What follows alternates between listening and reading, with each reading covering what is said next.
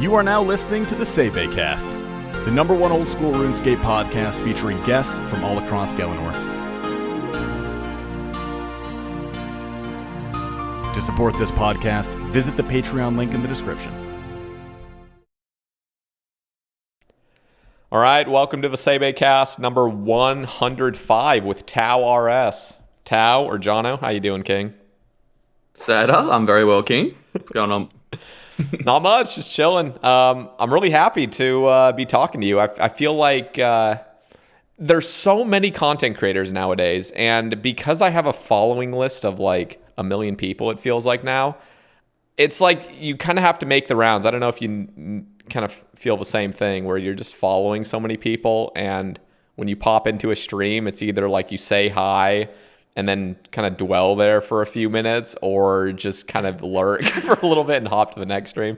I don't know. I make the rounds every morning and stuff. So, but it's cool to finally get you on because, I've been watching your YouTube series, your Collection Log Ironman, and it's just always chill vibes in your stream. So I'm excited to talk. Just back on that previous thing, I was just laughing this morning because I do the same thing most mornings. I get up and I'll like say hi to like there's a few streamers that I watch like I'm not a massive like watcher of Twitch, but I'll do like what you just said, pop in, say hello to everyone, and then I'll see someone down the side. I'm like, shit, I haven't said hello to them for like 2 weeks. I better pop in. Mm-hmm. And if it goes past 2 weeks, then it gets like awkward, you know? Yeah, you're no longer friends at that point. Yeah. Yeah. They probably hate me. Yeah, no, I mean, that's how it feels. It's like, yeah, you got to make the rounds here and there. If you go past a month, it's like, yeah, you're never going to pop in again. So for those wondering, I guess a brief introduction of who you are and kind of, I don't know, what got you into streaming and YouTubing. Yeah. Well, that's going to go down a whole long path, really. Good. Yeah, so I got my name Tau from my old DJ name, and probably everyone in my chat who's listening to this right now is probably just laughing because it's just a meme in my chat how much we talk about me previously being a DJ. Like, some person will come into my chat and be like, oh, I was in this club, blah, blah, blah. And I'll be like, I've DJ'd there. And then everyone in my chat will just be like, here we go again. The bloody DJ talk. So yeah, I basically got into streaming when I finished DJing, and that was around 2020, I think I started. So yeah, I just got into it because I just like entertaining. It's always been my thing. And yeah, it was during COVID time. So I know a lot of streamers started around there, and I was just like, I want to do something in entertainment as I'd previously been doing, and I was just thinking for a bit, and yeah, I was like, I'll jump into streaming, see how that goes, and then I've never looked back, really. Hell yeah. I actually want to just take a detour on the DJing side of things. So I actually checked out your Spotify. There, you got a tune in there that's like I'm pretty sure over 1 million listens. Is that true? Yeah, I've got a couple actually, and then I've got one on YouTube that's like, it's been taken down for copyright now, which I didn't even report for copyright, but it had like almost 3 million plays. Jesus. And that was, yeah. So there was a couple of tunes on there, yeah. So why did you stop? Like, was it just not your thing anymore, or just too much work? Or this is this is another story in itself. I don't know. Do you want me to just like go in? Are we going into it? Yeah. I mean, we got all the time in the world. I want to hear. Okay. Well, I started DJing, pretty much fresh out of high school, got into it, started producing music. And then, after about, I would say 3 years maybe of like playing in clubs and just making crappy music, I like finally had like a couple tunes that did pretty well. And then at that point I like met my manager, and I got signed to the biggest agency in Australia pretty much. It's got like had like big names on it, Oh, shit. And still one of the biggest ones. Got like Will Sparks and Marlo and all that. And so I was signed with that agency. They're called Lucky N for about 4 years, I think. I was working with them. And yeah, and it was a great time, man. Like, I mean, being a DJ was honestly, as much as I love streaming, like that job is just like nothing else, right? Like, obviously when I first started, you get paid like absolutely nothing, right? But by the time I'd had like some tunes in, high up in the charts and whatever, and I was getting good exposure and I was getting a lot of bookings. You're making pretty decent money at that time, and I was so young then too. Like, this was probably when I was fresh out of high school, so 18 until about 25, I think I stopped. And yeah, but I mean, you're 21, you're 22, you're making like comfortably six figures like a year from just going and playing it. And yeah, just from going and playing a couple shows a week, like, 2 hours of your time or whatever. That's crazy. Is that like a weekly thing, or would you take like weeks off? I mean, I'm just wondering, like, how consistent is it to get a show? Is it pretty consistent every week? Very consistent. When you're in the position that I was in, because I had like an agency, I had music that was doing well. So I was getting booked every week. Like, I had to like turn down shows a lot of the time. Like, sorry, I've already got booking for here. Oh shit. And then, yeah. So I was doing sometimes, and this will get back into what you asked, but I was doing from Thursday, like sometimes from Wednesday night all the way playing till Sunday night. So, or sometimes I would just do Friday and Saturday depending on the week. But, yeah, so I got, as you can imagine, you get like really caught up in that lifestyle, especially when you're young. Like, it's a party lifestyle, right? Like, I mean, I'm playing at like midnight, like that's when the headliners play. So I'm playing at like midnight or like 1 a.m. or if you're in Melbourne, like all the headliners play at like 4 or 5 a.m. Holy shit. Yeah. So, I mean, I'm going out at like 11 o'clock at night. You know what I mean? Yeah. And yeah, it was just my young, brain at the time. I just got heaps caught up in the party scene, and it just kind of ended up breaking me towards the end. Like it's the one thing I look back on and regret with my whole DJing career. It's like I definitely could have, made something out of it or been someone maybe, but I just went too deep into the party hole then, and I was just like entering from like Thursday through to Sunday every week. Like I reckon I worked it out like not long ago, and I think in a 3-year span I had 2 weeks off drinking. Like, holy shit. I know, and most of those weeks were like Thursday, Friday, Saturday, like triple nights or quadruple nights, Holy fuck, dude. Yeah. Yeah. So you were young though. So was it taking a toll on you like big time then, or was it kind of you looking out for yourself in the future? I mean, it definitely took a toll on me mentally. Physically, I mean, I look like a pile of crap. But mentally was the worst thing for me, because I mean, it ended up making me quit DJing, right? Like, and everything, because I was just I've got a very addictive personality, and that's like why I'm into gym and stuff now. Like I've just channeled it into different things, but I'm like really bad. Like I just get addicted to stuff so easy. So for me to kind of get out of that lifestyle, I needed to step away from the scene and whatnot, and I pretty much just told my agency, my manager, I'm like, look, I can't do this anymore. Like I'm going to be dead by the time I'm friggin' 30 going at this rate.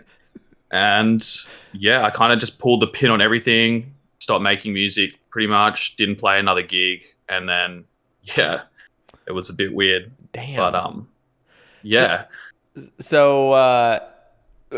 Okay, so for you, like you couldn't continue because just inevitably you would fall into just drinking every week. It was almost like you couldn't have one or the other. You had to have both almost, because that was just the scene. Pretty much. And even on the nights or the days that I would go and I'm like, I'm not drinking today. I mean, because I played like a lot of, like interstate, like international gigs and stuff too. So, I mean, the promoters pay good money to get you there and whatnot. And then they want to drink with you, right? So I'd rock up at a club and then I'm like, I'm not drinking. And then the promoter's just like comes over with a bottle of vodka. He's like, no, you got to drink with me. Like, blah, blah, blah. Oh God. And I'm like, fuck. It's like that Grand Theft Auto meme. Like, here we go again.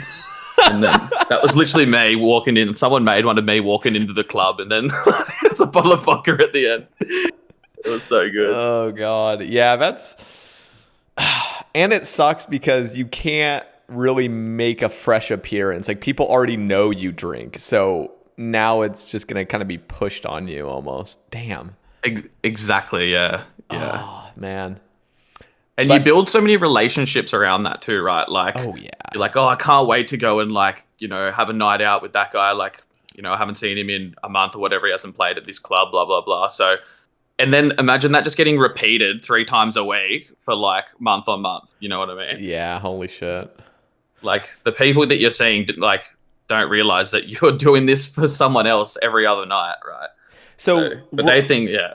Yeah. Okay. Wait. So, were you hitting the gym while you were a DJ, or was it afterward? You like cleaned up and stuff. Like.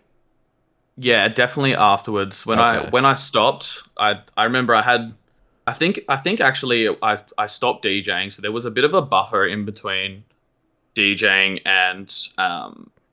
and streaming where I went to uni. I finished DJing in like 2017, 2018, I think, and then I went to Europe that year, did a Europe trip with the boys, and then I came back and I said, that's it. Like, I'm not drinking. I didn't drink for a year and a half or something at that point. I didn't start drinking again, funny enough, until I started streaming. So it was, and I got right into gym and just channeled all my like energy into that. And and then I was pretty much hooked on that. And I've never stopped training since then. So that's how that went. I'm just curious. I mean, first of all, that's awesome. But how do you just, like, how was it for you to just get sucked in so quickly and so addictively into fitness? Because I feel like for a lot of people, it's really difficult to find their stride, at least quickly. It takes a lot of time. Was there a secret that you did? No, because honestly, and a lot of people in my chat, like, because they ask me for fitness tips or whatever and ask me to help them with their diets. And a lot of them, they can't seem to stick to it at the start. And the thing that I always say to that is, it's just like, you just have to want to do it, right? Like, I mean, no one can force you. Everyone wants to be fit and healthy, right? But not everyone has the dedication to just say, look, I don't want to train today, or I don't want to eat this, blah, blah, blah. And just do it. Whereas I do have that in me, and I've always had that in me. You just have to like want to do it, right? Like there's only so much people can help you and push you in the right direction. But I wanted to, like, I got to that point where I was like, I can't stand looking at myself in the mirror. I'm always unhappy. I'm always depressed, blah, blah, blah. Just from, alcohol and drug consumption 24/7. And then it was like a switch flicked in my brain. I was just like, yeah, now I'm going the other way. And I just want to see how fit and healthy I can get. That's so cool. Did you already know the tools to get healthy, or was it a journey in and of itself to like learn about nutrition and stuff? Yeah, it's actually funny because I remember the first day I started training and I was just doing the chicken broccoli rice. Like that's all I knew back then, right? Yeah. Yeah. Like no flavor, no nothing. And and my mate was like, "Oh, are you even tracking your calories?" And I was like, "What is that?" Like I got no idea what you're talking about. I had no idea. And he sent me like MyFitnessPal or something. I won't forget it because I've had it since the day he sent it to me. And I just didn't know this stuff existed, right? Like all I knew was how to write music and friggin' sniff a line or something, that's all I knew. And, so I was like, just like thrown into this whole new world of something. And then I was hooked, right? I was like a whole new thing for me to learn and get like, deep into. So I just started studying, researching everything I could. And I've never stopped. Like I always keep up to date with everything now. Like it's definitely a massive passion of mine, right? And yeah, so I figured out that you do actually need to track calories, and you don't have to eat chicken, broccoli, and rice every day. Yep. Yeah. Yeah, that would almost be impossible to eat chicken, broccoli, and rice every day without just going into a deep depression. The funny thing is, right, like, and people always roast me for this. Even after I found out all that stuff, I still did that anyway. I was just like, you know what? Screw it. I like chicken, broccoli, and rice. So it's fine to have it like here and there, but holy moly, like if that's just your meal plan for like weeks on end, like, dude, no wonder you hate, like, not you, but just people in general would hate trying to get fit, because if that's like what your idea is of getting fit, is I need to eat this bland stuff. And if you're meal prepping, by the end of the week, it's totally dry and gross. Like I used to meal prep in college back when I was kind of ignorant on just nutrition and stuff. And I did the same thing: chicken, broccoli, rice, or beef, rice, and carrots. What does your daily food look like? Like, have you got a plan in place, or are you just kind of loosely? So, like, nutrition wise, it's definitely. I was pretty good when I was in Alabama, but since moving here, I just haven't had all the same resources I had at my other place. Like I used to have a grocery delivery service, where here it's just more awkward because the apartment complex building I'm in is locked. So it just makes it a little bit more inconvenient to have groceries delivered to me. So recently I've been having to just walk to like a little market and try to pick up things that I don't know. Just it's not as simple right now, but I'm trying to get back into that. But optimally, a shake in the morning that has, well, I drink vegan protein mainly because whey just destroys my stomach. So it's like a little mix of like green blend with vegan protein powder with like chia seeds and flax seeds with oat milk, and that'll be like my breakfast almost every single day. And lunch, honestly, optimally would be just like rice, chicken, veggies, nice, delicious thighs. I'm not a chicken breast kind of guy. Definitely thighs all the way. And or just like switch it up. Like the protein really doesn't matter to me that much. Plus, I'm trying to bulk a little bit right now. So like if I was really watching the calories, I would probably stick to like leaner meats. But yeah, dinner. I don't know. Just this is kind of what I need to plan, because I'm so like, I don't know. I don't have everything in my fridge and stuff. It ends up me just grabbing things, and that's like the biggest downfall of me right now is just dinner time. I just don't have a plan. What about you, though? Yeah, but I mean, it sounds like you eat healthy anyway. I'm honestly similar to you in that sense, but yeah, I haven't really tracked calories now for, I want to say like a year and a half, right? 2 years almost, probably. After I did my cut, I got, kind of to a spot where I was happy, and then I just control it now. Like, you probably know, once you like track stuff enough, you just kind of like can eyeball everything. Like, Yep.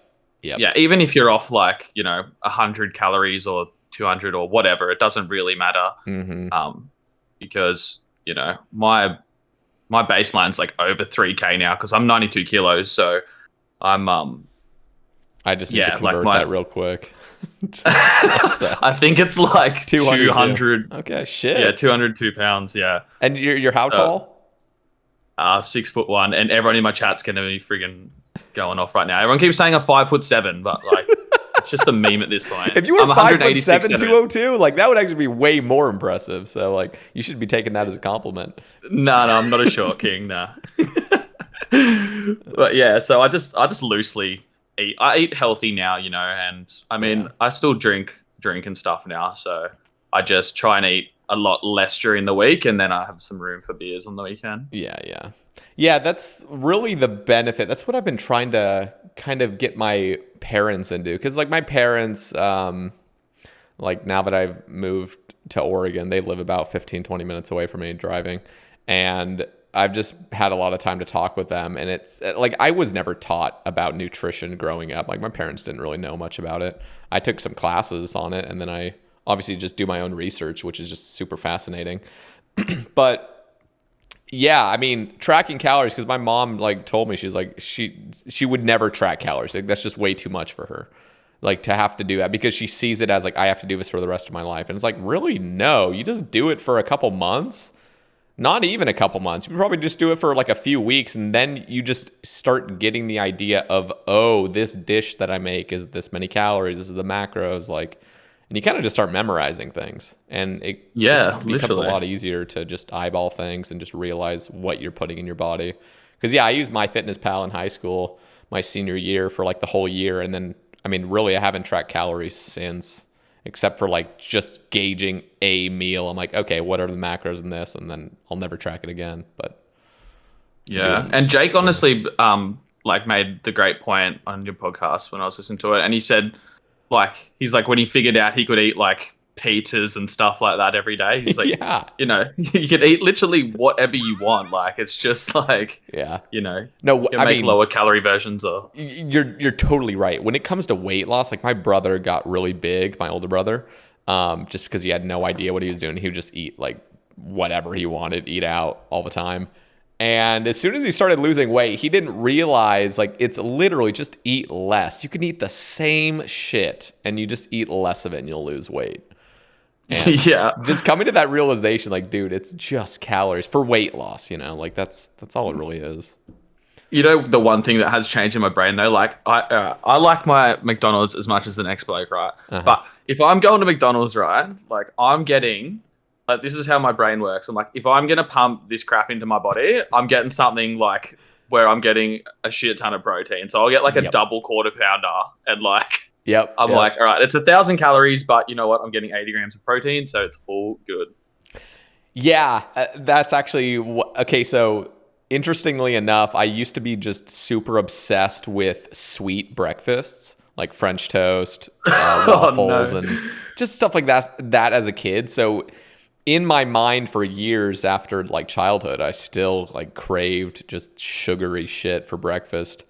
But yeah, now if I ever go out or anything, I always just try to look for basically the most protein, because I swear everything is just loaded with sugar and fat. And like if I go out for breakfast, I will never get waffles. It's always like, give me the egg and bacon and sausage platter. I've never had waffles, hey. Really? I've never had waffles. Nah. Dude, waffles are great. They're so good. When I found out in America that they eat waffles with like bacon and stuff, like, to me that is like, I hate like sweet and savory kind of stuff. Like, I don't like sweet stuff over like, you know, hot food or whatever. So I was just like gagging at the thought of someone covering a pile of waffles with maple syrup and then throwing bacon and like whipped cream or and like shit on fried top. chicken. Like, you've seen fried chicken and waffles. oh, the right? fried chicken. Oh my God. Yeah. Like, that is my idea of hell. There's only one thing I would hate more than that, and it's full cream milk. I just can't stand it. Really? Like whole milk? Just like whole milk. Okay. It's just like cow juice. You know what I mean? Like, I just picture like getting underneath a cow and just like, yeah. I think it's more the thought of it that makes me not like it rather than the actual substance. But. Yeah. That's fair. That's like me with cream cheese. Sometimes just thinking of cream cheese, even though it's like frosting a lot of the time, I still like, even if it tastes great, just knowing it's cream cheese gets me a little sketched out. Just like yeah. That's funny. I was gonna ask you as well. What, like, do you actually train much in the gym, or are you more into like hiking, walking, kind of? So running. I actually haven't had an active gym membership in 5.5 years at this point. So I do a lot of calisthenics. Recently I started on, so like last year I started getting back into fitness, where like I was pretty fit in college somewhat, you know, I wasn't like jacked, but I would actually work out 5 days a week and I felt great and I was around girls. And then when I started playing RuneScape and streaming, I just had no motivation to do anything. So I kind of already knew the basics of how to get into it. But last year I just started off because I was so incredibly out of shape. I just had to start off by walking and then like here and there jogging a bit. And, you know, like maybe like once or twice a week, I would do a few sets of squats, just air squats, and a few sets of push-ups and pull-ups and stuff like that, just to kind of get my base back.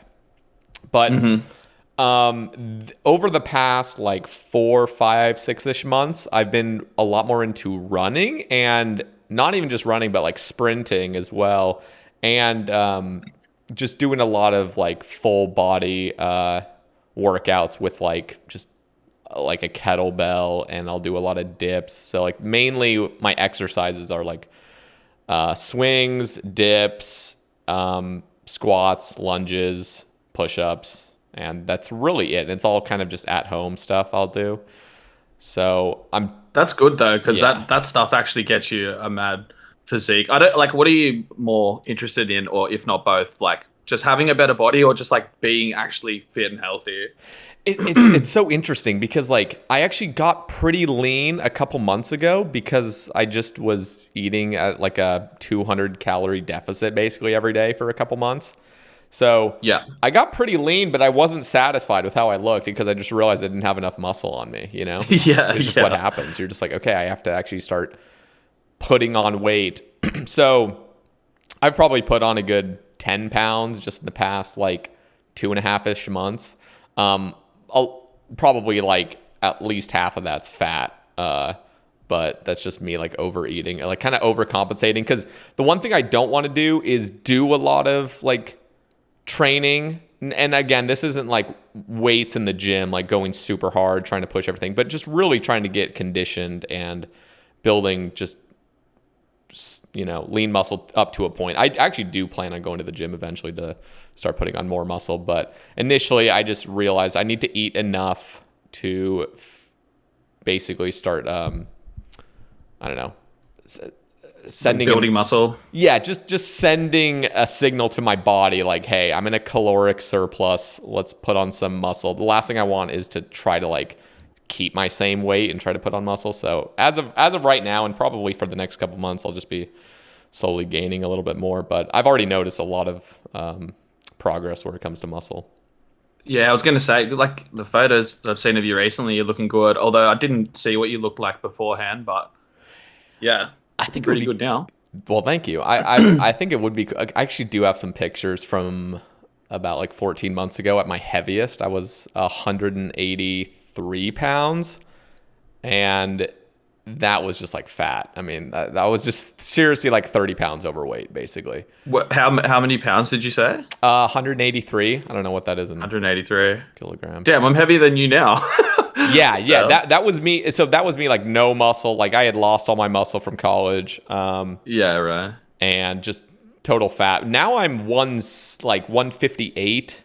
So I've lost about 25 pounds even since then. And I mean, I can see my size. Like my muscle is definitely underneath, and so muscle's a really slow growing thing. But yeah, it's satisfying to see too, isn't it? Just seeing progress. So here's what I worry about though, is like, like at what point do you cut? You know what I mean? Is it just to the point where you just decide, oh, okay, like this looks good, and now I'm gonna cut, and then sort of maintain that muscle? Because I feel like if you're gonna try to stay lean, it's so much harder to put on muscle. Yeah, honestly, it really is. Like when you first cut down, it's easier to put on muscle and weight like right as you finish cutting, obviously, because your body's just like primed and ready. But I mean, back to your previous question, when should you cut? That is different for everyone, right? Like, I mean, you get to a point where you're like, maybe some people are like, oh, I can't see my abs anymore, and they want to cut then. But maybe they haven't put on enough muscle or enough strength or something yet. So, because pretty much once you decide to cut, right, like you ain't getting stronger. Like you're only getting weaker. Like, yeah, unless you're like doing 200 milligrams of test a week or something, like you can't do both. So, which I do not recommend. But yeah, so it's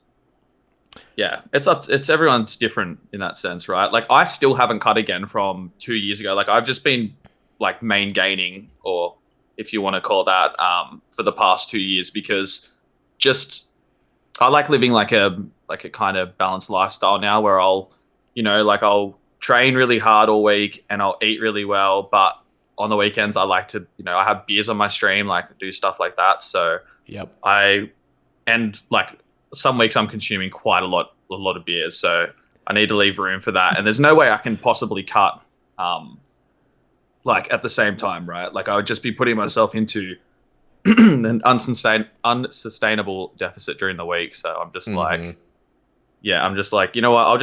I'm happy just staying where I am now. I've been slowly getting stronger over the past few years, putting on a bit more size. But you do kind of get to a point where it's like, I mean, it's so hard for me to really see progress now, right? Like, I need to wait like even like 6 months, and then I'm like, oh, I can see like my chest has gotten slightly bigger now, you know. But I've been, and I'm sure this will come up at some point, so we'll just get into it now. I've been training legs like twice a week for like maybe the past like 6 months, right? And I can actually really notice a massive difference now. So it's just consistency, right? Yeah, that's all it is. So let me ask, what is your like training routine, and how much cardio do you do?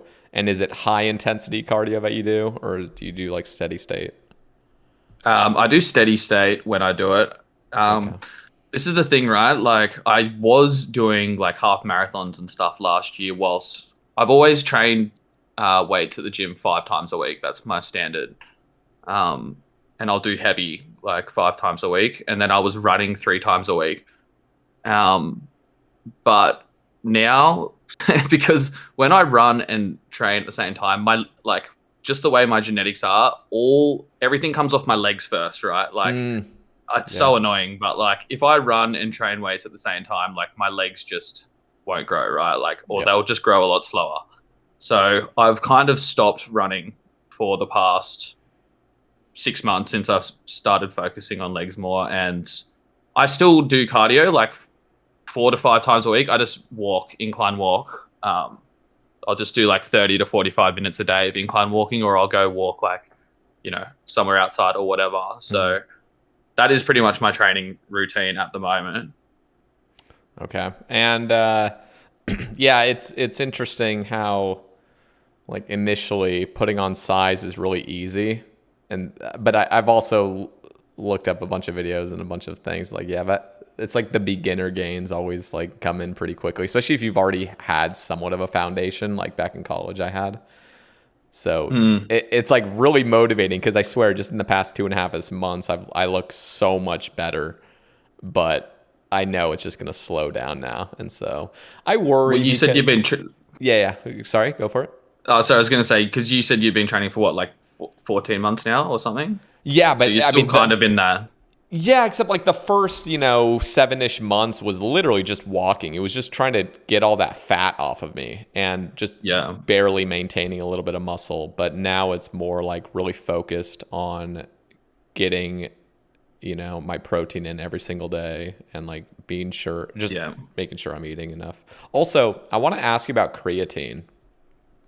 Yeah. So I used to take creatine in college, and it was really nice because, you just get a huge pump, and but I didn't really know much more about that. Like I know your muscles are just more hydrated or something like that.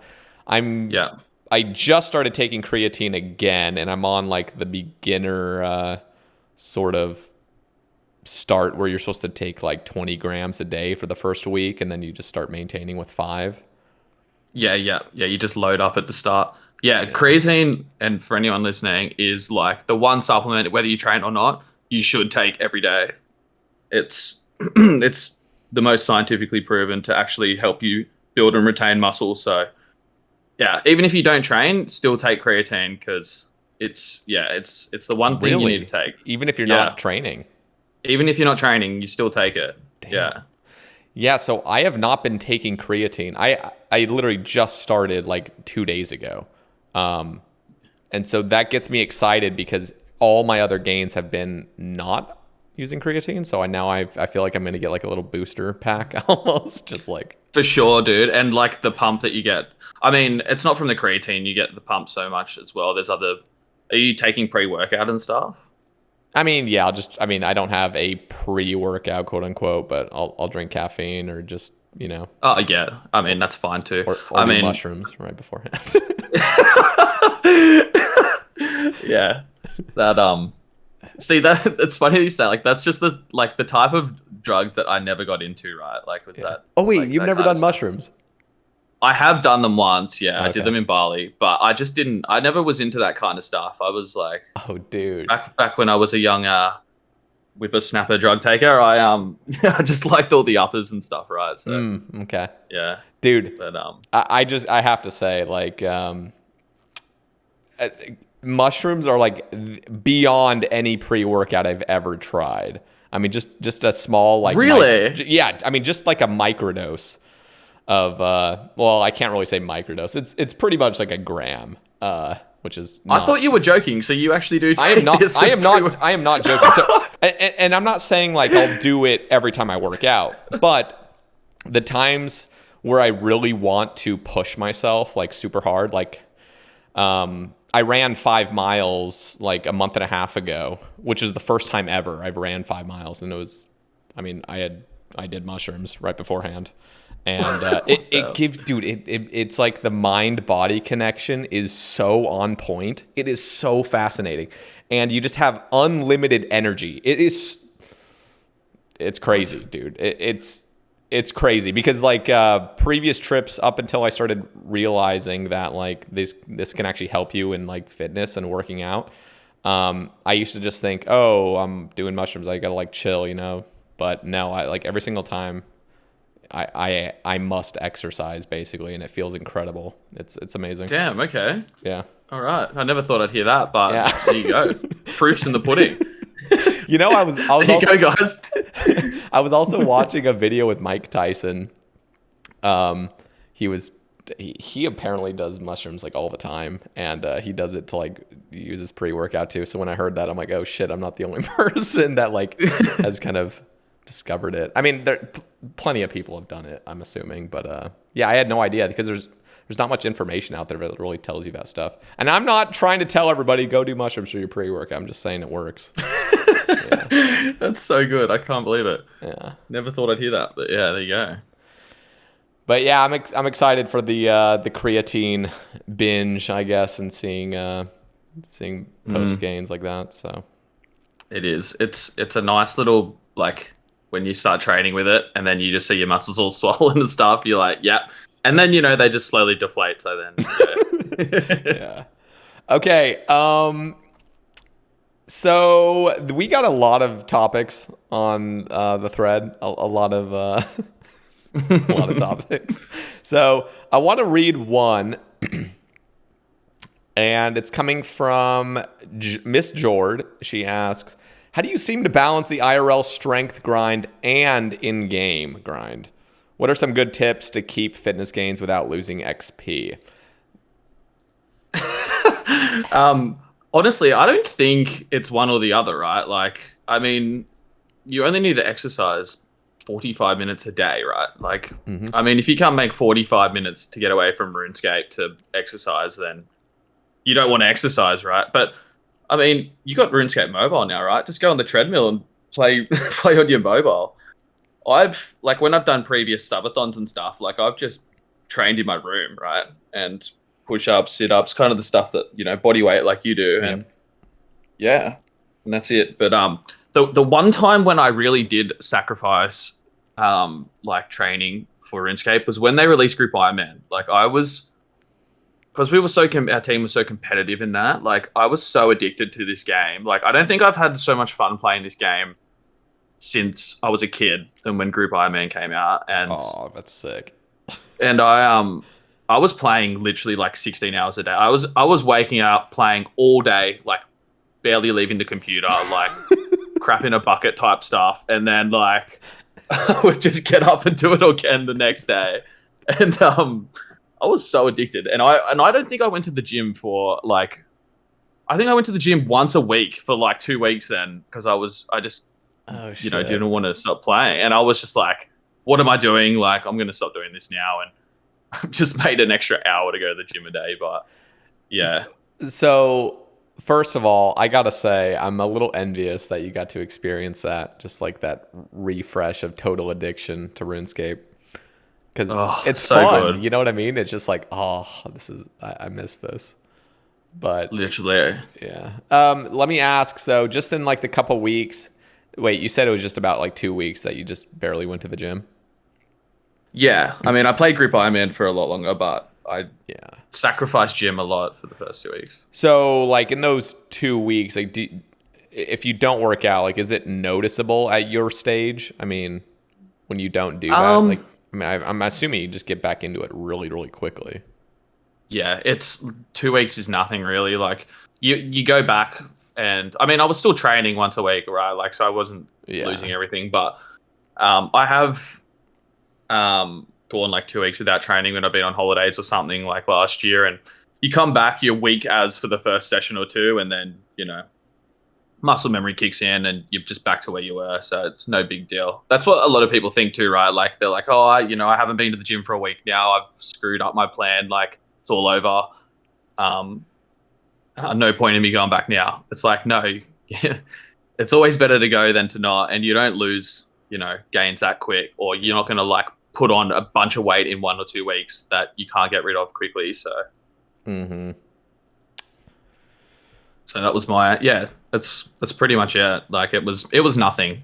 2 weeks and I was back into it. Yeah. Well, I think that was good information you just gave initially. It's like that seriously is all you need to do. I mean, 45 minutes of some sort of workout and just push yourself a little bit, make yourself sweat. And I'm talking to those people that were like me like a couple years ago, just completely got out of the habit of working out. It really is just simple. It's just small steps, like building into it though.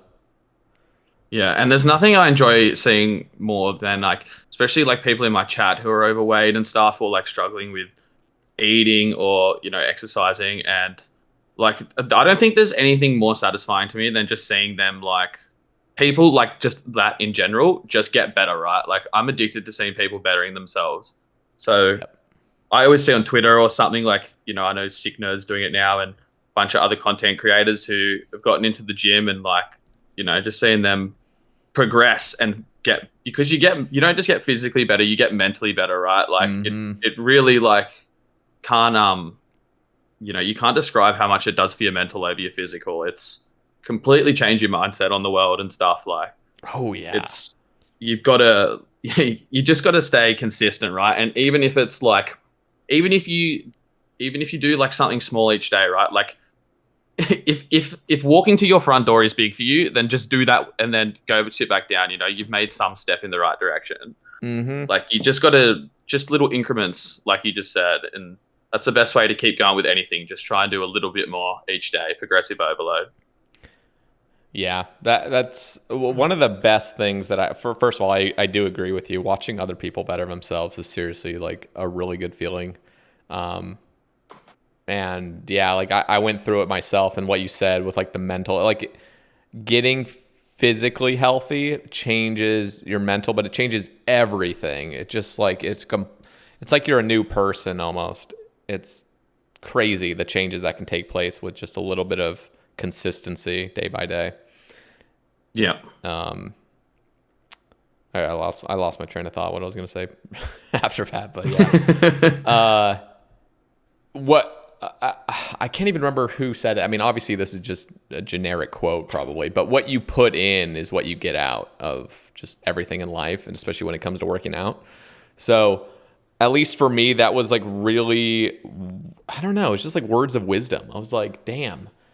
It's not about, just like putting in your 45 minutes or, putting in however much time you have for a workout. It's like, how much are you actually going to put into it, and you'll see the results from that. You know what I mean? Like, it's not just like put in the hours. It's like put in the effort, Anyway, yeah. So that really helped me to change the way I see working out.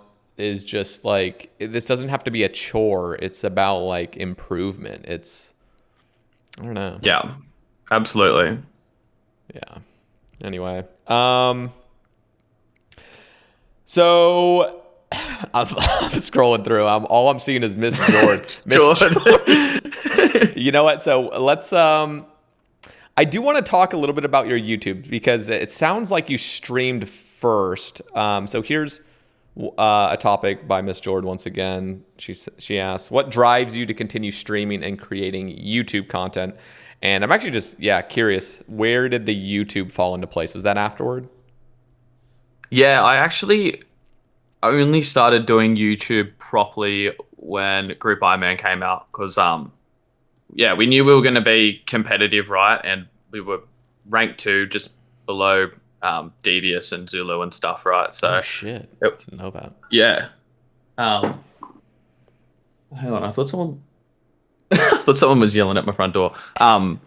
Yeah, so we were ranked 2 just below Alfie and stuff. So we were going hard, man. Like, and that's really when we first started Group Ironman, I was like, you know what, I'm just gonna start recording this stuff, like, and throw it out there, and I'm sure people will enjoy it because it's new content, blah blah blah. And yeah, eventually it started picking up, and yeah, that's pretty much what helped me get my initial start on YouTube. But and then our team fell apart when Group Ironman started dying off. And the thing with YouTube for me is, like, I do really enjoy doing YouTube, but I enjoy doing like progress kind of videos. I don't really enjoy making like the one-off, like, just video about something. You know what I mean? Yep. I've done a couple of those here and there. They always do well, but I just got so much going on in my life too that I just, as much as I would love YouTube and like to be a full-time thing for me, I don't have the time or like the enough interest, I suppose, in the game to want to make a video, like just a random video, like for example, what EVscape would do or something, Yeah. So I just like making progress videos because it's like, while I'm playing the game, it's what I'm interested in doing. And the most important thing for me is just being interested in the content, because it really does show when you're not interested in the content, right? Yep. So yeah. But your YouTube's been going crazy lately. Like, I mean, the style of content that you do is so different to what most people do. Like, I don't really know anyone else who does like long form content in the way that you do. So it's like kind of a niche that you've got, and it's obviously working for you. Yeah, it's really nice. I mean, that was also just something I realized is, I mean, you can literally just make videos of anything you want, and people will eventually, there's a niche for everything, so you'll eventually find an audience for it. And yeah, I mean, you're right. I felt like when I first started YouTube, I kind of felt the need almost to do a progress series or to do some snowflake account series or just some sort of series, you know what I mean? And that is not what I really wanted to do. And I realized it's like it's very saturated as well. So yeah, luckily people like just listening to me ramble about random shit. So it's quite good. That's been nice. Well, thank you. But I'm glad you enjoy it. It goes back to like the same thing when I started making music, right? Like starting with absolutely like no following or anything in music, and then building up to a ton of followers and everything, and all the plays on my songs or whatever. It's kind of been nice. Like I wouldn't say I was like big, quote unquote, famous or anything from DJing, but like around Australia and New Zealand anyway, I was like reasonably well known. Like, I'd played at all the big clubs for 5 years or whatnot, and stuff like that. So starting streaming and YouTube just completely fresh, where like no one knew who I was like kind of like, it was kind of like a nice refresher, honestly. Like, none of my, like, having low viewers, like getting no plays on my videos and all that stuff, where I'm used to getting like, hundreds of thousands of stuff on my songs. And then it was like a nice refresher. I'm like, wow, like there's no expectation here, you know what I mean? Like, yeah, like I used to have labels like breathing down, like, my songs didn't sell this many, or like didn't do this like amount of plays or get this amount of exposure or whatever. I mean, it was a lot of pressure back then, but I kind of set myself a goal on Twitch. I was like, I want to get partnered, blah, blah, blah, did that. And then I was like, yeah, might start like some YouTube goals now. So just trying to work towards 10K subs on YouTube. And yeah, it's nice, just building from the ground up again. And yeah, no, I'm glad you look at it optimistically like that, because I could see a lot of people going into another venture where you literally have no following and just giving up, just being like, yeah, this is. Well, you see it over and over again, right? Like, yeah. people can't crack like a certain amount of like, whatever it might be, subs on YouTube or like viewers on Twitch or whatever. But I don't look at it that way, right? Like, I've got like I've definitely got a lower viewer base, like viewers compared to a lot of streamers, but I just have like a super sick community, and I just like am happy at that. You know what I mean? Like, Yep. and I feel like honestly, like you just said, it's kind of worked in my favor that I've kind of already had all that like massive exposure before, and it's like I don't care. Like, yeah, I would still love to have that now on Twitch. Don't get me wrong, but like, it's not like I'm like craving to feel what it's like to be, like, have hundreds of thousands of views on your videos or streams or whatever. Yep. It's just like I care more about building something that I enjoy and like having a good tight knit community. And yeah, I've got that and I'm happy. But that's as always, we're humans and we want to grow. Yeah, I mean, that's always the best long-term strategy anyway, is just do what you enjoy and write it out. I mean, you see it's it. Consistency. Yeah, it's that, but like I'll even see YouTubers, I'm not going to name any names, but a YouTuber that'll pop out like an amazing video and then all of a sudden, boom, like 20,000 new subscribers. And a little it's like, wow, like I'm a little envious, like holy shit, just skyrocketed past my whole entire sub count, which I've been working on for years. And and then you see that, but then you take a closer look and now there's an expectation there. It's like, okay, like you made an amazing video, but all these viewers that just subscribe to you subscribe because of this. So if you start downgrading your content or doing something you actually wanted to do, it shows, and then those subscribers are almost like empty. You know what I mean? Like you have to do what's sustainable and what you find like fulfilling. And then I don't know. I think that's like probably the most like healthy way to go about any sort of content creation, is just do what you actually want to do, not what you think other people want. For sure, man. It's the same as like, you can like relate that directly to like dieting or fitness, right? Like, yeah, you could just eat like a bird for, a month and lose 10 kilos, but you're not going to keep that off, right? Like, nope. And it's the same as like making content. It's like, yeah, you could just, do something like that that's going to boost you really quickly. But if you don't enjoy it, like, you're eventually going to quit, and then it will all be for nothing anyway. Yep.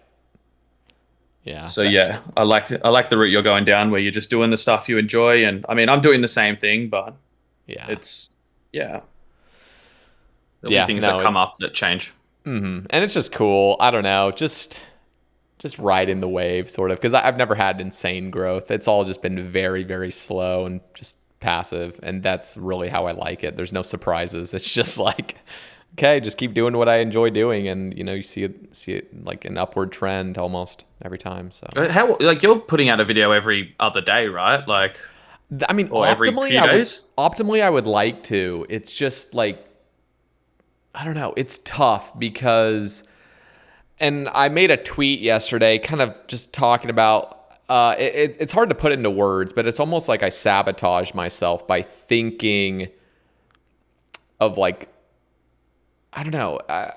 For some reason, I think of the worst in me. I'm like, oh, like nobody would want to watch this. Like, it's just me talking again. Like, and I'll kind of like ride that negative wave almost of like, ugh, if I upload too often, people are just gonna be like, I don't know, just like, you're still talking. But it's just because I live with myself 24/7.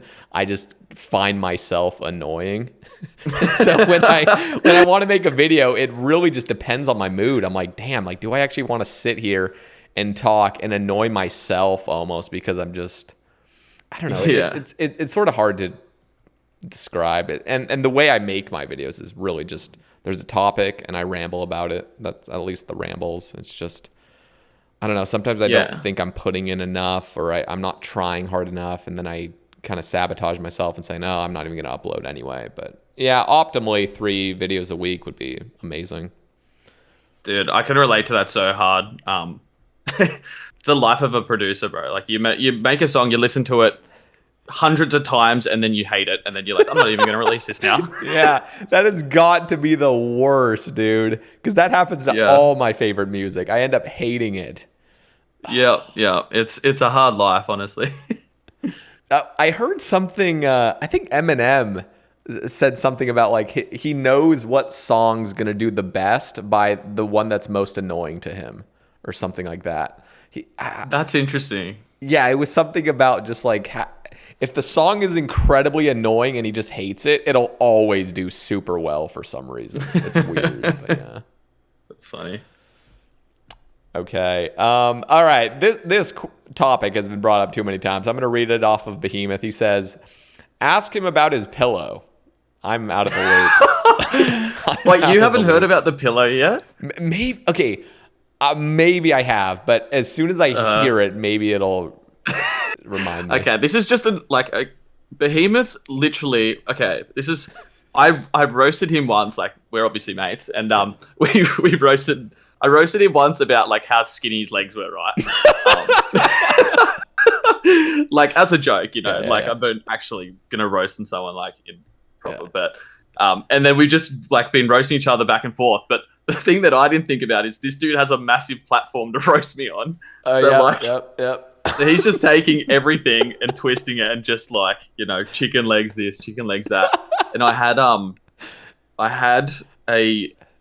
I can't remember if it was one of my mates or a girl around on stream one night, and I had the pillowcases off my pillow because I was washing my sheets, getting their half yearly wash, and they were no, and yeah, they went over and they had a look, and there was like a yellow, like, you know, your pillows go yellow. Yeah, it's like, every dude's pillow. Yeah, literally, and then.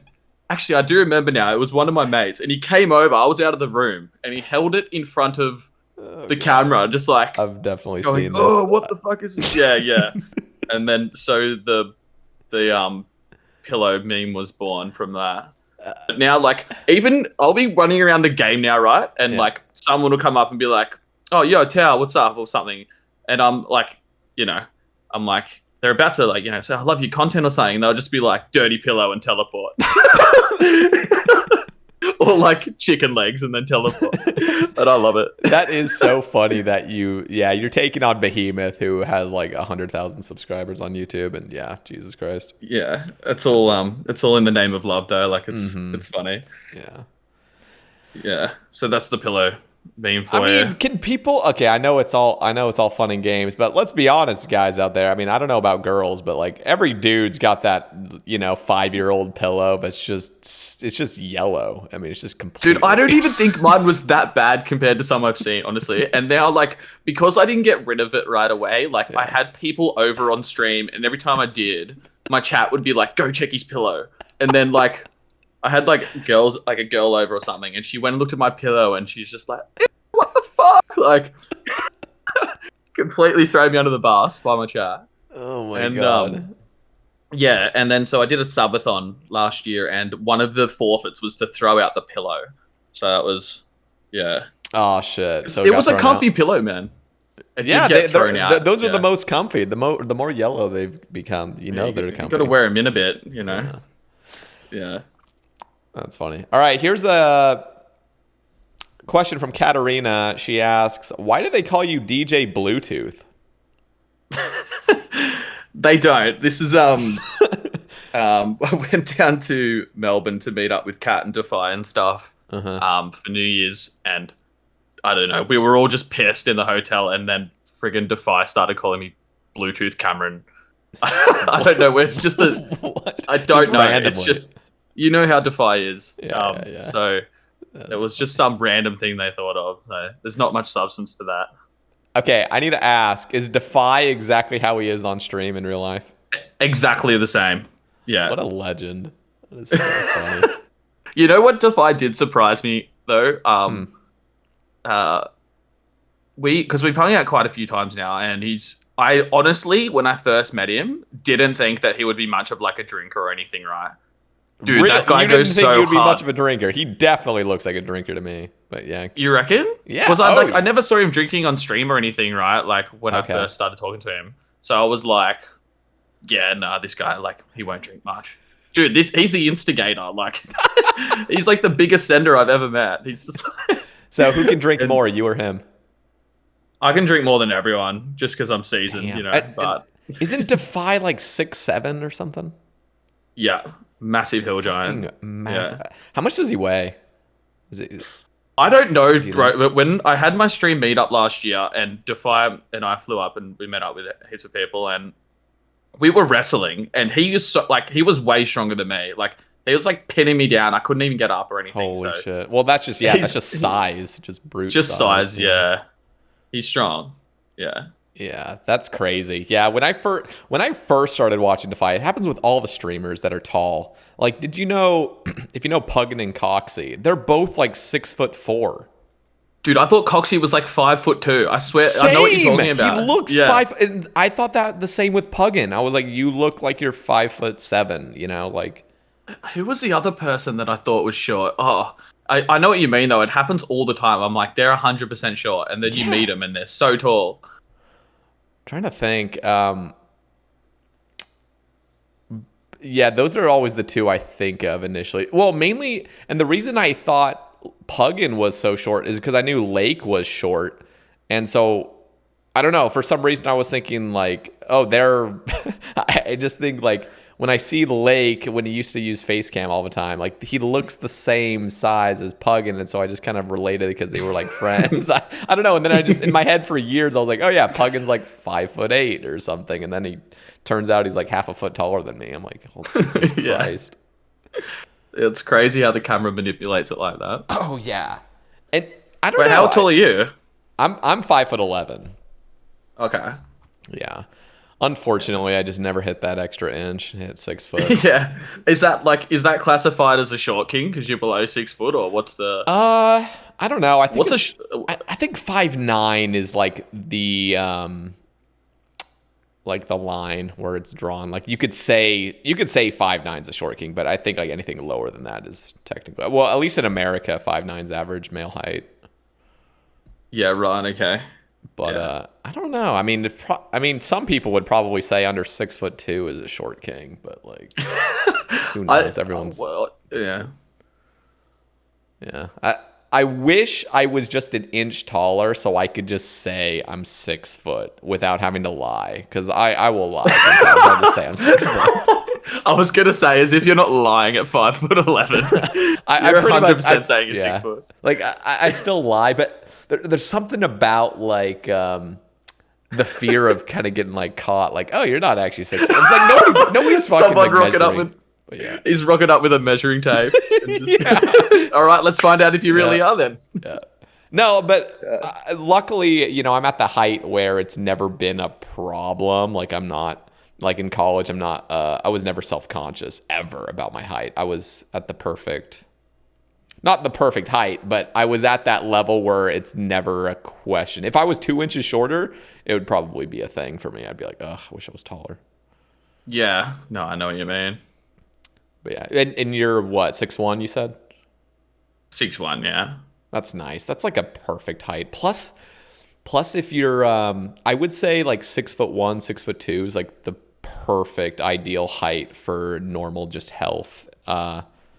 Mainly because when you start getting taller than that, first of all, it's harder to look like jacked if you're trying to like get really fit because there's just so much more of you to put on size. Mm-hmm. But I've also heard like people get, I don't know, they end up hurting more later in life when they're just taller. It's just something about how their bodies are. They just hurt. You notice shorter people always have bigger legs too, like because there's just like less mass to put on. Mm-hmm. Yeah, I swear every short dude I see has the best legs, and then like, yeah, they're just fat. Yeah, just like just stocky. Yeah. Do you watch Jeff Nippard on YouTube? I do. Yeah. Yeah, that's who I was thinking of. Yeah, that guy's legs. Holy shit. Yeah. But yeah, I'm happy with my height. And let me ask, is Australia, what's the average male height there? Is it tall? It's probably taller than America. Let me actually look it up. Oh, I don't know actually. But yeah, it'd be worth a look up. I don't know. I have a few short friends, so I don't know. Oh, it is taller. Yeah, 5'10.5", an inch and a half taller than in America.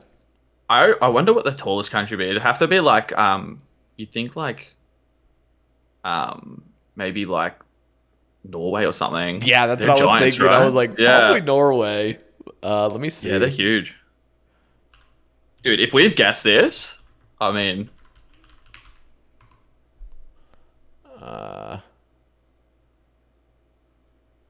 They're like, because they're just all. Yeah.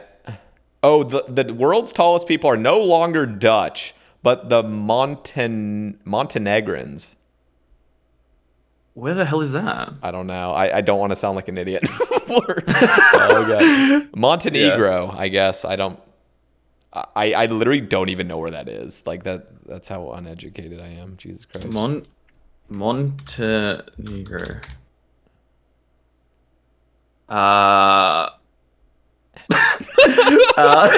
Even when I looked it up, I still don't know. Oh, Southeastern Europe. Okay. Okay. Oh, yeah, right. Okay, this is like Oh, dude, what the hell? It's near Serbia and stuff. Yeah, dude. They have the tallest people near Serbia. All right. Yeah, apparently. Damn, I didn't even know this place existed. So. There you go. Interesting. Yeah, I know. Dude, I hate my like European geography knowledge. It's horrible. In middle school, that's where we started learning all about geography and stuff. And so I memorized all the states, and that was easy. And South America was pretty easy. And then Europe, man. I don't know. You would pull up a map. Good luck with Europe. Yeah, like you pull up a map, I would probably be able to get like 6 countries. And then the rest is just a total guess. I mean, Italy's always easy, obviously, and like some of them. Like I'm only good with Australia. Like I don't even like I have heaps of people from my chat from LA and stuff like that. I can't even remember if LA's west or east. Like, and I've been told like 40 times. Like, yeah. It's just, dude, Australia. I am totally ignorant to. I would have no idea where any city is like at all. Like just anywhere. Yeah, that's what I mean. You just know where you live, right? And then exactly everything outside that is just whatever. That's funny. Okay, Zesty asks, will you ever bring the group Ironman content back, or is it over? I don't know, honestly. I have been talking to like a couple other streamers about maybe doing another group Ironman. The thing is, it's just like I like it because something, if I was going to start something like that, it's obviously everything I want to do is like I want to be able to do something for YouTube as well at the same time, right? So it's like if I'm going to do that, then it would need to be like I don't want to just make another group Ironman and do it like I did last time. There would have to be like a special goal or like a special twist on it or something that would make it interesting. Compared to just like the same as every Tom, Dick, and Harry that's doing it now. Like, Yep. But you know what? Like, Group Ironman really died off. Like, there's not a lot of people that do content of it on YouTube anymore. I know. Yeah. That was actually a surprise how it. I mean, it was pretty hype initially, but that died real quick. Oh, I was so cut, man, when it started dying. Like, That was just. It was just so much fun, honestly, and it's what I built like my whole like. Stream like my stream grew massively during group Ironman and stuff from YouTube and whatnot, and I mean, and then I like built it up, got to like a really good point, and then everyone just like kind of got over it. My team stopped playing, and then I'm just back to an Ironman like everyone else, like yeah, that's unfortunate. So I don't know is the answer. Maybe not. She also asks, would you ever consider mixing music on stream? I actually have done that before a few times, and it's good fun. I've been thinking about buying decks again, like a controller or something, just to, because it would be a nice variation to have, like, maybe while you're doing something boring in RuneScape, just like chuck it in the corner and do like a little DJ mix, Oh yeah. On a weekend. So I have been considering buying decks again. Yeah, the only thing that stopped me is like, I lost all my music, right? So like I have to start from scratch, and getting all the music and stuff is so annoying. Like they have record pools and stuff now, but I don't know.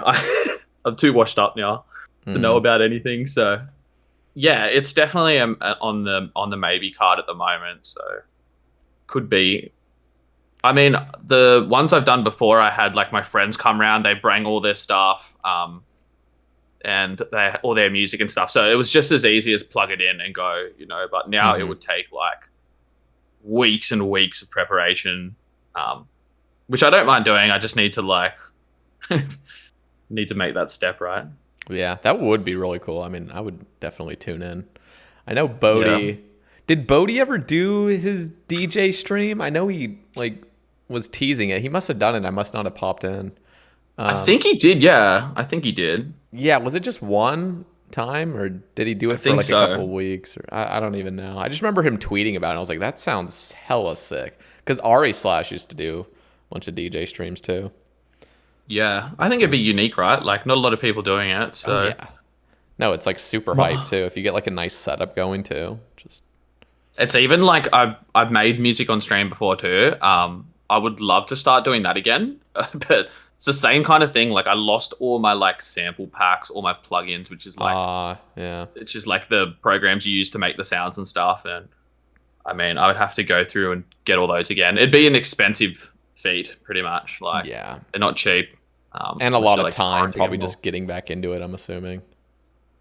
Yeah, I mean, I wouldn't be as good as I used to be, I'm sure, but I did it for so long. I even studied at uni and stuff. So okay. Yeah, I did audio engineering, so I learned. I already knew how to do a lot of it. I just was fine tuning, but yeah. So I definitely haven't forgotten. I don't think it's something I'll ever forget. Yeah, it's like riding a bike. But I think it's like one of those things where I would have forgotten little tricks and stuff that I used to do, or like, little things that just make it better. I think I would have forgotten a lot of that stuff. But it'd come back. Mm-hmm. Interesting. Yeah, I got I actually made beats back in high school. I mean, they were dog shit. I mean, they sounded like beats, but it was on it was an iPad program called Music Studio, which was actually pretty advanced for its time for a mobile interface. But damn. Yeah, I would just make beats on there. I actually have it on my SoundCloud. I could share it. I'm too embarrassed to share it. Like, you got to show me that. I'll let you know. I'll let you know afterward if you remind me. Yeah. But, okay. What was your DJ name? Did you have one? I mean, it was just Sae Bae. That was shit. Now I've totally leaked it. People are gonna look it up. There you go, guys. I got it. But no. But on my SoundCloud, I literally haven't been on my SoundCloud in years. But yeah, I would just make little beats. And there was one of my best friends in high school named Brandon. He had a younger sibling, and we used his voice as like audio for the beats. So like we made an album that was like of his younger brother, who was like 5 at the time or something like that. And he would just say random stuff and I'd put it up with the audio. So it's just like the most it's like a 5-year-old's thoughts basically with a beat in the background. And it was really fun to make. And that's really what I wanted to pursue after like high school. Oh, really? Stuff. But yeah, I in fact, I actually took a semester of majoring in music, and I was going to get into producing, but it was just so incredibly exhausting and like so much. I don't know. It was like, I guess in my head, I was thinking a music degree would be so much more fun and so much more like, I don't know, learning about, I don't even know what I thought it was, because as soon as I started doing it, it was all like music theory. It was like these very challenging classes that were like really centered on classical music and stuff like that. And it just wasn't my vibe. And there was so much competition too. Like, I don't know. Yeah. It was tough. So I just quit. Yeah. A lot of that stuff too, even when I studied, like I did audio engineering, so it wasn't like music per se at uni, but obviously music is the core of it. But yeah, we had like classical music classes and stuff, and I didn't give a crap about that, like I was just like, show me how to make better beats, but learning those programs, dude, is what is the hardest part, right? Like obviously I don't know if you ever got a proper like DAW, like Ableton or Fruity Loops or something like that. Yeah, I actually have Ableton Live on my computer, because a couple years ago I purchased the full package. I used to back in high school I actually had Ableton as well, but I torrented it, so it's like I couldn't ever get like all the shit I needed. Hardly. It always just felt like like a broken program almost. But I actually have the full thing 100%. right now. But it is, it's just something where like I need the passion for it to learn it, because it's like it's a chore to learn. There's so much to it. You know what I mean? Oh my god, dude! And it's like all maths and stuff too, with frequencies and whatnot. Like this, even once you get good at using like the program, then it's like, all right, now you get to the hard part, which is like actually making things sound good. You know what I mean? Like, yeah, it's like, I know. Yeah, it's crazy. Like how long you'd spend just working on like one little section of a song, and then like you're like, nah, that's shit, and delete it after like spending 8 hours on it. I know. And then that has got to be so hard, because almost every time I would make a beat on like back in high school and stuff, I swear the longer I worked on it, the more I wanted to just delete it, because I'm just like sick of it. You know what I mean? It's horrible. Yeah, that's how it is with music producing. That's so that's such a messed up like part of it when you think about it. A lot of people probably don't even realize. Mm-hmm. Yeah. Interesting. All right. Hanani asks, can I have my blanket back? You're going to have to tell me. I don't know this one. Okay. Well, Hanani and Defy came around to mine one night. We just like had drinks and stuff on stream.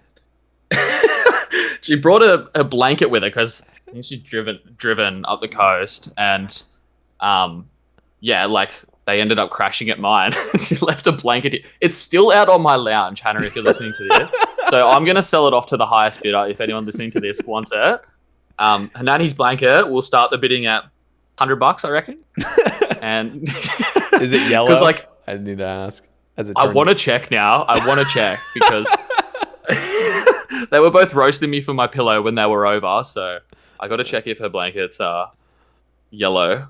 But it's still on my lounge, and because I just have a pile up of stuff on my lounge, right? That I'm like, I'll get around to throwing that out, but I haven't. But you never know. Maybe Hannah will come and stay up in Sydney again. So maybe she'll want a blanket. I'll just leave it there. That's so, dude. I'm jealous that you guys it just feels like it's such a short drive. You guys all like meet up and just have a good time. Yeah, well, Defy lived pretty close to me when he was living in Sydney. So I would see him more than most.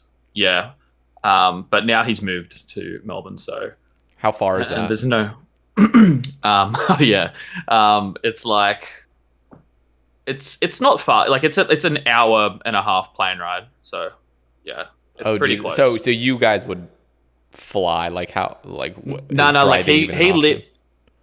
When he lived in Sydney, which is where I live, he lived like 40 minutes away from me driving. Okay.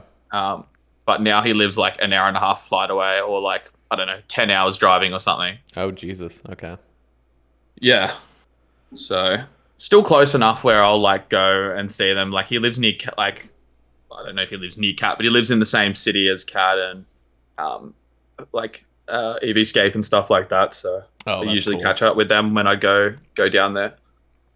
Would you go to TwitchCon or RuneFest if those happened? I've been asked this so many times, and I honestly don't know. Like RuneFest, probably not. It's TwitchCon maybe, but RuneFest probably not. Honestly, like don't think I would fly all the way to the UK just to. Like, I get that it would be fun and like, meeting everyone, but I would like rather go to TwitchCon or something in America. And everyone looked like they had so much fun there last year. So. Yeah, it looks so much. I didn't go. I'm kicking myself now for not going. Yeah, I mean, it's a big for me, it's a big commitment, right? Like, I got to fly all the way from Australia. It's a long flight and very expensive. And so it's like not high on my to-do list, but I feel like if I was ever like in America around that time, because I do plan to travel to America at some point, then I would probably consider going. But other than that, I don't think so, honestly. I was gonna ask. I was gonna say it's the it's the problem with being from Australia. You're just so far away from everything. I know, that does suck. I think Defy's going to TwitchCon Las Vegas this year, because he asked me if I was going, and I don't have any plans of going, but I'm definitely going to make plans in the upcoming months to go. Make an effort to go. Oh, Las Vegas would be dangerous. Oh yeah, why do you say that? I mean, not for me. I'm not a gambler, but for people who are, like, I can imagine. Oh yeah. I can imagine that would be pretty dangerous. I actually lived in Las Vegas for like half a year.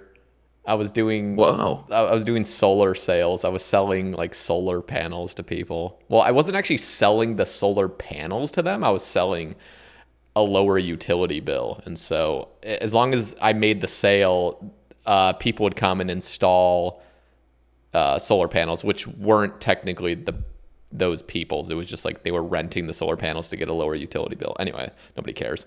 But that was a fun like 6 months. We used to go to the strip. I was only 20 at the time, so I couldn't like gamble. In fact, I would get kicked out for even watching like poker. Like people would ask for my ID while I'm just watching my friends, and they'd be like, "You can't be watching this." And I'm like, "What the fuck?" Like I'm not even doing it. Oh, right, because it's 21 over there, right? Yeah, I forgot. Yeah. But dude, I think it's 16 in the UK, right? Like what? Like to gamble or to drink? I think. Okay. Yeah. I could be wrong on that, but I think it's 16. Holy shit. Yeah. So and it's 18 in Australia, and then 21 is like so old, like I know it is, dude. Like I was already friggin' like balls deep in like 3-day benders a week by 21. Like yeah. Maybe I should have grown up in America and I would have dodged all that. You might have, because I technically did. I mean, I still don't drink. I mean, I've drinking here and there, but the last time I drank was like a year and a half ago. I mean, it's better not to, honestly. Like, I mean, it's not good for you, that's for sure. But it's definitely. So sometimes I kind of wish I had, I don't know, at least sort of acquired the taste of it so I could enjoy it socially. Not like I do many social things, but just I don't know, because like I don't even want to drink socially. I just feel like it. I don't know, but then again, like there's so much. I don't know. There's like benefit to it if you drink socially. Like it's fun. You can have a good time and you can just relax a little bit more in social situations. Which But I envy the people who can do that without drinking, because I'm like that. I'm like, if I'm not at least gonna go have like a beer or two, I'm just like, well, I'm not even gonna go. You know what I mean? I don't really, unless it's like like an event or something. Like we're going to watch like a sporting event or something like that. Then I could probably do it without drinking. But I mean, if I'm just gonna go up to like the pub or a bar to meet my friends, like if I'm not drinking, I'm not going. Like, Yeah. I mean, that almost inevitably happens though, because it just becomes so ingrained as like this is just tradition, like. Yeah, especially in Australian culture too. Like everyone like drinks here, and a lot of it. Yeah, everyone drinks there. It's so true. Yeah. But, so weed's illegal there though, right? It's legal in some places like Canberra and whatnot, but yeah, it's pretty much illegal most places. But they're trying to pass bills at the moment to legalize it. But we'll see if it happens. I'm not a weed smoker myself. Like, I haven't smoked weed since I was a lot younger, but. So it doesn't really bother me, but I mean, I would like to see it legalized. I mean, it's clearly not that dangerous, you know what I mean? Yeah. And I also heard just lately that Australia legalized psychedelics. Not like legal. I think they legalized them in like a medical setting. Yeah, I think in a medical setting, yeah. Yeah, something like that. I think I heard that. Yeah. Interesting. I'm not sure. It's my field. Yeah, that always makes me excited though, just like hearing about it, just because I've had like amazing experiences with psychedelics. So I'm like, I don't know. It would be cool for the people that really are interested in that and think it could help them. I just think it's cool that that's like a new avenue to go down if they care to, instead of it just being like totally criminalized for. I don't know. Obviously, there's reasons for it, but like there's a lot of reasons why it's stupid. Yeah. All right, I gotta cover this one. King Condor asks, I need advice for my workout routine at the gym. If I just wear long pants every day, can I essentially avoid training legs? I like to think that every day is upper body day. Yeah, Connor, you actually have to go to the gym first to even ask that question. So once you go to the gym and actually train even upper body, then we'll get back to you on that one. Oh, God. Okay, he also has a real question, which is, what are you most grateful for with your OSRS streaming YouTube career? And what would be your biggest regret? Most grateful for is definitely the people that I've met. 100%, like, no questions asked. Like, I've met some really good friends through streaming and OSRS in general. Biggest regret, I don't know, honestly. I don't really have any, if I'm being honest, that I can think of anyway. Like, everything's been great, and I love the direction that everything's going in. But definitely, yeah, because like, I mean, we do meetups every year and stuff like that, and I mean, that's just stuff that would never happen if you didn't build that community in your stream, right? Like, we're very, very tight-knit group, and yeah, and we've become friends in real life too. So I'm pretty grateful for that. That's cool. Yeah. No, I mean, what about you? I would like, because you don't do webcam streams or anything really anymore, right? Like, well, I kind of do the radio streams. I had a couple months where I did the radio streams. I'm definitely back on the face cam. I just needed like I needed a break, but I didn't want to just completely stop streaming. Mm-hmm. But I definitely needed a break from it all because, like, I don't know. It's a long story just about like everything. Just trying to like refocus on what I enjoy about streaming, because I felt really boxed in of like, oh, I have to stream 6 to 8 hours doing high level PVM because that's kind of what I've built my stream around, and I was getting really sick of it.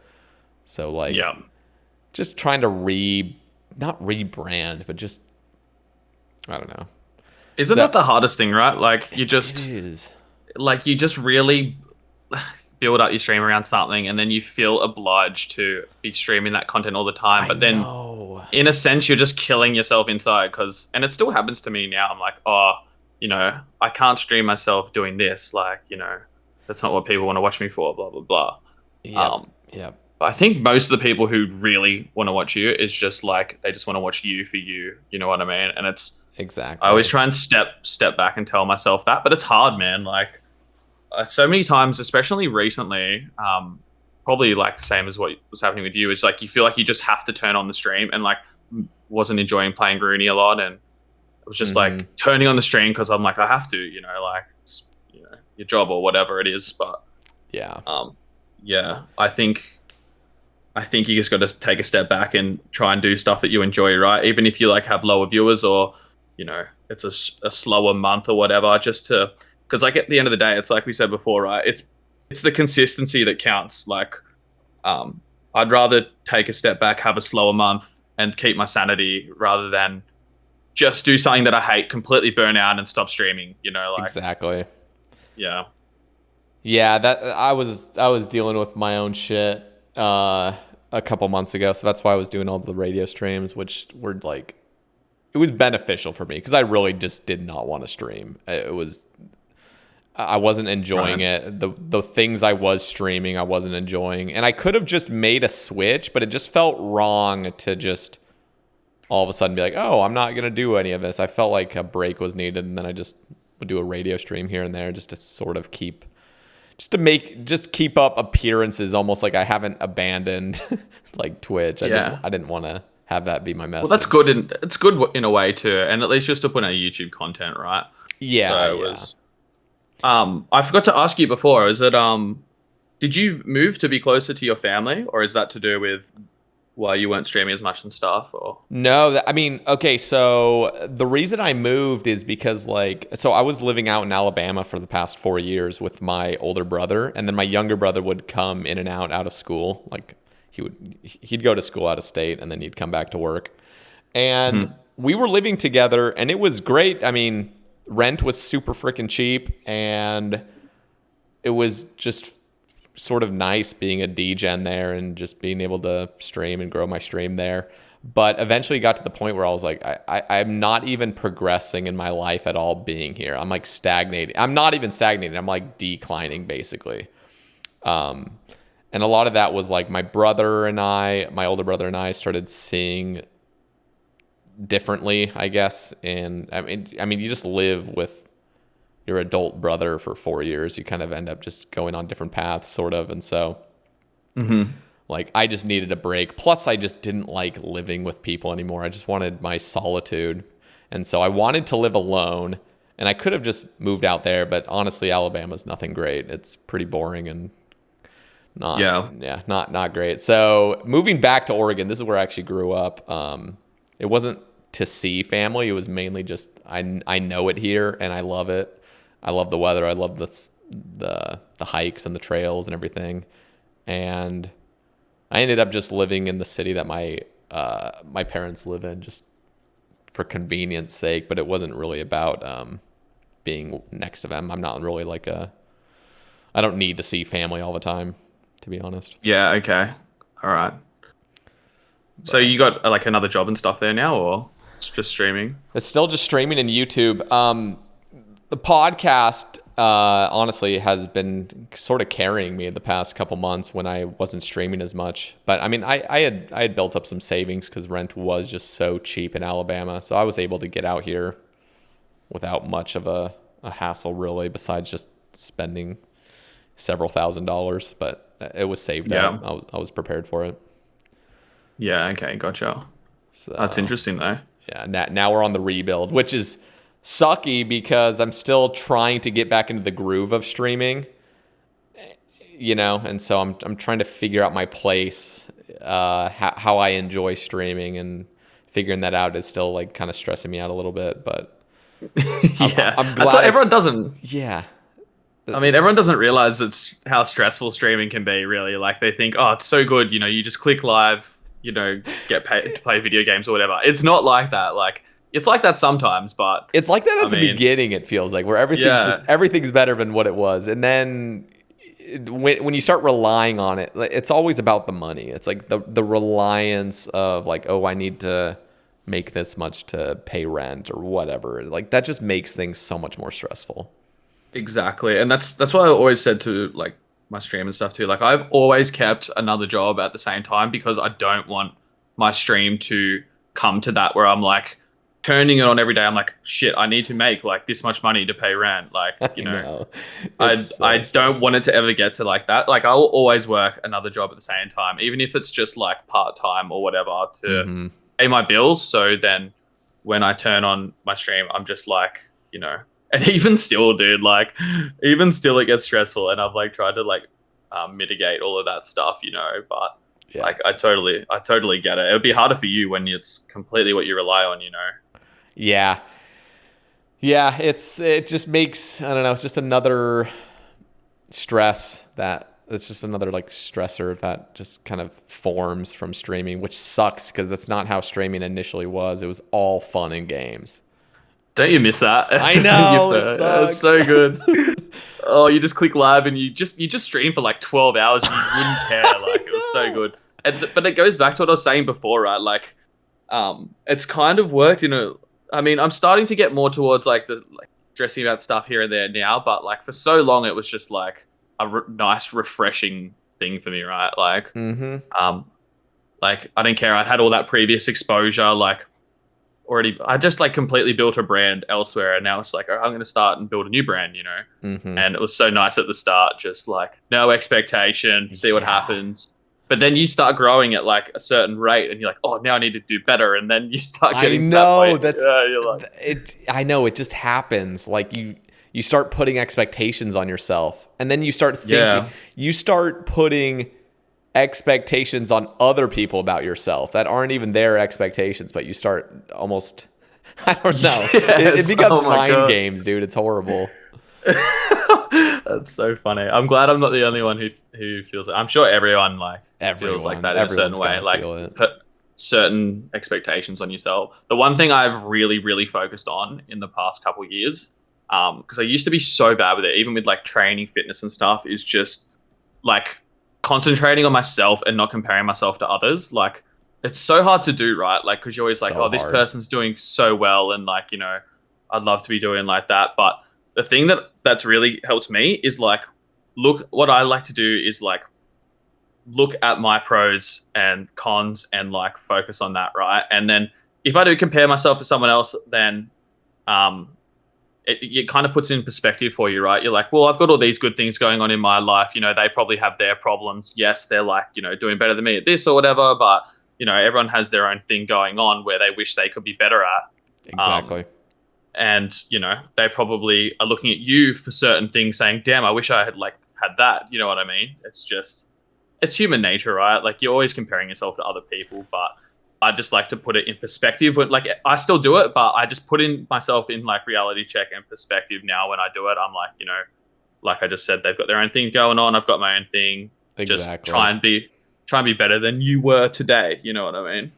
Yeah, that's really what matters. I mean, Yeah. even when we were talking earlier about fitness, I mean, that was just something that's really helped me with just confidence in general, because when you kind of start pigeonholing yourself into one avenue of something, like for me, it really was streaming. That was like the only thing that was going on for me.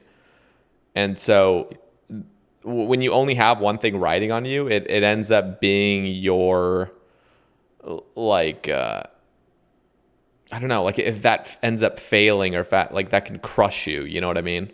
So Yeah. working on other things just to help yourself out, like, that are just benefiting you as a person, like for example fitness. I mean that has just really helped me to have more confidence in just more aspects of my life, rather than just streaming like, oh, like I have this going for me, what else? Nothing. Yeah, but I mean anything's something, right? Like Exactly. you gotta pick your battles. And I think fitness is just something that, because a lot of like everyone wants to be healthy, right? Like everyone wants to look good, be healthy. Mm-hmm. But dude, it's crazy. Like hardly anyone does. Like, the statistics are crazy, man. Like, you look at the average person walking down the street, and the average person does not train, or like does not look like they train, or like is unhealthy and stuff. You probably know more in America, right? Like, dude, I was in Alabama. I think it's like the third fattest state or something. It was. I know, right? So even just training and being fit and healthy in that respect, like to me, that's probably more important than, being, well, it definitely is more important than being a big streamer or anything like, Yep. Materialistic in that sense. Not saying that streaming's materialistic, but, your health and stuff is how you actually are on the inside and how you feel and stuff. And, streaming's just something that you do at like, you're totally right. Yeah. So I don't know. It's one way to look at it, right? Yeah. No, 100% it is. And okay. Sorry. Go for it. No, go for it. I was just gonna say that I've started, like, instead of doing that too, just like being happy for people, right? Like you always want to see your friends succeed, and like it really, like, because I'm a very competitive person, right? Like I like doing well in things and competing generally, but I stopped looking at everything that way. And just like being happy for people in their own respect for doing well, and just realizing that everyone can grow together and just be great together, I guess. Yep. Yeah. And honestly, holding on to like grudges or holding on to like spite almost for other people because of their success, it's not dragging them down at all. It's only dragging you down. That's a good point. Yeah. It's completely pointless to do. It's always better to lift people up. Yeah. Okay. Here's a good question from Feb. If RuneScape were to disappear, would you still stream? And if so, which game category would it be? Ooh. Yeah, I definitely would still stream. I mean, I stream RuneScape most of the time, but I don't think that it's what I want to stream forever, right? I would honestly move into probably more IRL stuff, if I'm being honest, and maybe like DJing, like fitness stuff. If not, then I mean the only other game that I really play is Age of Empires 2. That's sick. Are you good? I love that game. I'm decent. I'm decent. I'm not going to say I'm good because it's a really hard game to be good at. Oh, yeah. But I'm not bad. Yeah, I'm not bad.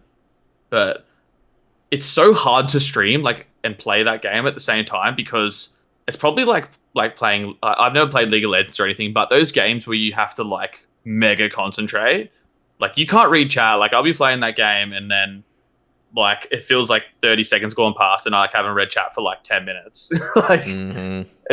It wouldn't be a feasible game to stream, I would say. Because I like having the chat interaction, right? More so than actually playing the game. So yeah, probably I would say IRL stuff. What about you? What would you do if RuneScape wasn't? I mean, definitely the same. That's kind of since I've moved back here, I've done I did a walking stream where I actually walked around this little bike path, and I did a workout stream where I was on my stationary bike and having some music play and stuff, chopping redwoods alongside. That's cool. It's always fun. But no, it seriously would be IRL. It would just be going on hikes, cooking, workout. And that's really what I'm trying to mix in currently right now is I want RuneScape to still be there, but I'm trying to blend in the more lifestyle type streams because for sure. That's just something I'm more into currently. Is I want to improve myself as a person, and so being able to stream just real life is satisfying for me right now. But it's again, going back to those expectations, I almost feel like others have an expectation of me, so it's hard for me to just go full out and enjoy myself with IRL streams because I feel in the back of my mind I have to kind of be oh well, this isn't a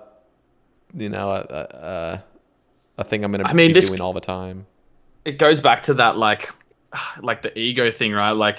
It's okay, I'm going to have a third or a quarter of the viewers I have doing this, right? And that's the hard thing I find when I stream something else. It's well, you got hardly any viewers, but I feel it's just one of those things.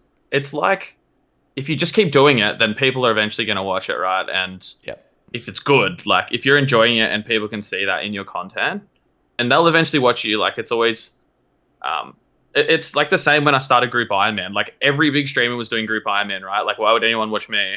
So I had when Group Ironman started for the first, I don't know, few weeks, I had super low viewers, and then I was enjoying it so much that I just kept doing it, and then eventually once our team was in a really good spot and we were putting out good content, well, then I got a lot of viewers, So it's I feel that would translate to almost anything, right? As long as the content's good and you are standing out in some sense, then it'll work in the end, right? Yep. Just consistency. Absolutely. But yeah, it's hard. It's hard going halving your viewers or whatever to do something else, and it always plays on your mind and stuff like that. Mm-hmm. Yeah, you know it exactly. Yeah. All right. Miss Jord once again asks, who is someone you look up to as a content creator and why? I don't know if I have really, obviously Bodhi's always been he's the go-to guy, right? But for more than just I think because he was when I could relate to Bodhi so much, how he's gotten down his whole fitness journey and stuff like that. And, and just the way that he is really real about everything he does, right? It's just, I don't know, you feel you're on his life journey with him. And so I wouldn't really say that I've looked up to anyone. I used to look up to DJs and stuff more so. When I started streaming, I just streamed. My favorite streamer has always been Ron. I hung out in his stream heaps for years before I started streaming. So probably say Ron or Bodhi if in this category. That's cool. Yeah. Yeah. Yeah. Yeah. What about you? I don't know. I sometimes wonder. There was definitely streamers I watched. I mean, one of them I think I've actually mentioned on a previous Sae Bae cast was Rigondow, and not necessarily because I just looked up to him so much as a content creator, but the way he streamed was just so liberating. It just felt at least at the time. This is even before I this is probably even a couple of years before I started streaming, but I was watching RuneScape streams, and popping into his stream just felt so chill because I'd go there and I'm like, dude, this guy is literally just doing exactly what he wants and making a living off of it. And I think part of that just, and like I would watch his stream when I was driving to work and back, and so not like I wasn't watching driving, but like I was, had the stream on listening to it.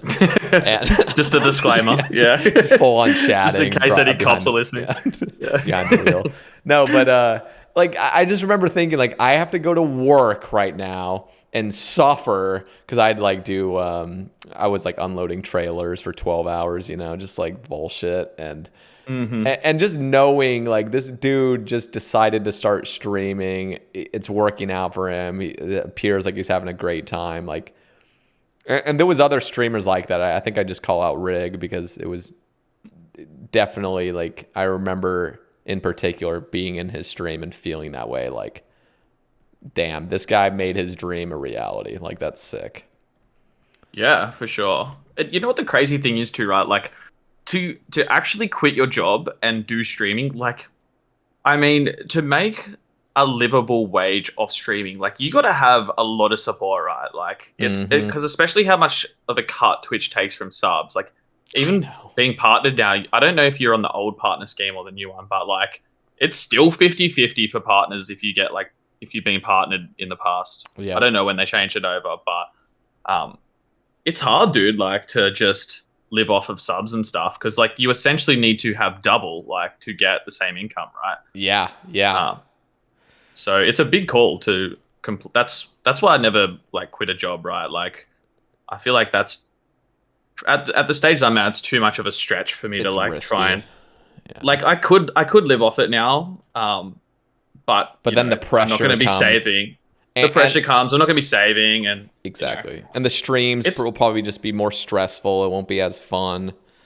Yeah, that's at least what would happen to me. It's expensive where I live too, like really expensive. So it's like, it's probably not smart for me to do that anyway. Maybe if I live somewhere where it was cheaper, like rent's really expensive. The cost of living is just higher here in Sydney. So, that doesn't help either. But yeah. Okay, you know what? Just as a shout out to Ms. Pistachio, what is the actual width of your calves, and why do you always skip them on leg day? I knew it was sad to come. Yeah. I'm not gonna lie. Like, I actually always skip carbs. Who gives a shit? No. I mean, to be honest, okay, so I used to like kind of dedicate some of the time where I'd work out to just calf raises. And I'm like, this is actually sort of pointless because like I could be doing like a full on compound movement with my whole legs, including my calves, rather than just, I don't know. Yeah. I feel like calf raises are kind of just a joke. Like it's easy as hell. Nothing really happens unless you're doing like super like high weights, holding weights and doing it. But yeah, no, I don't think I have small calves anyway. Like I've run a lot and that definitely gets your calves. And I have started training them a bit more recently now, but I didn't train them.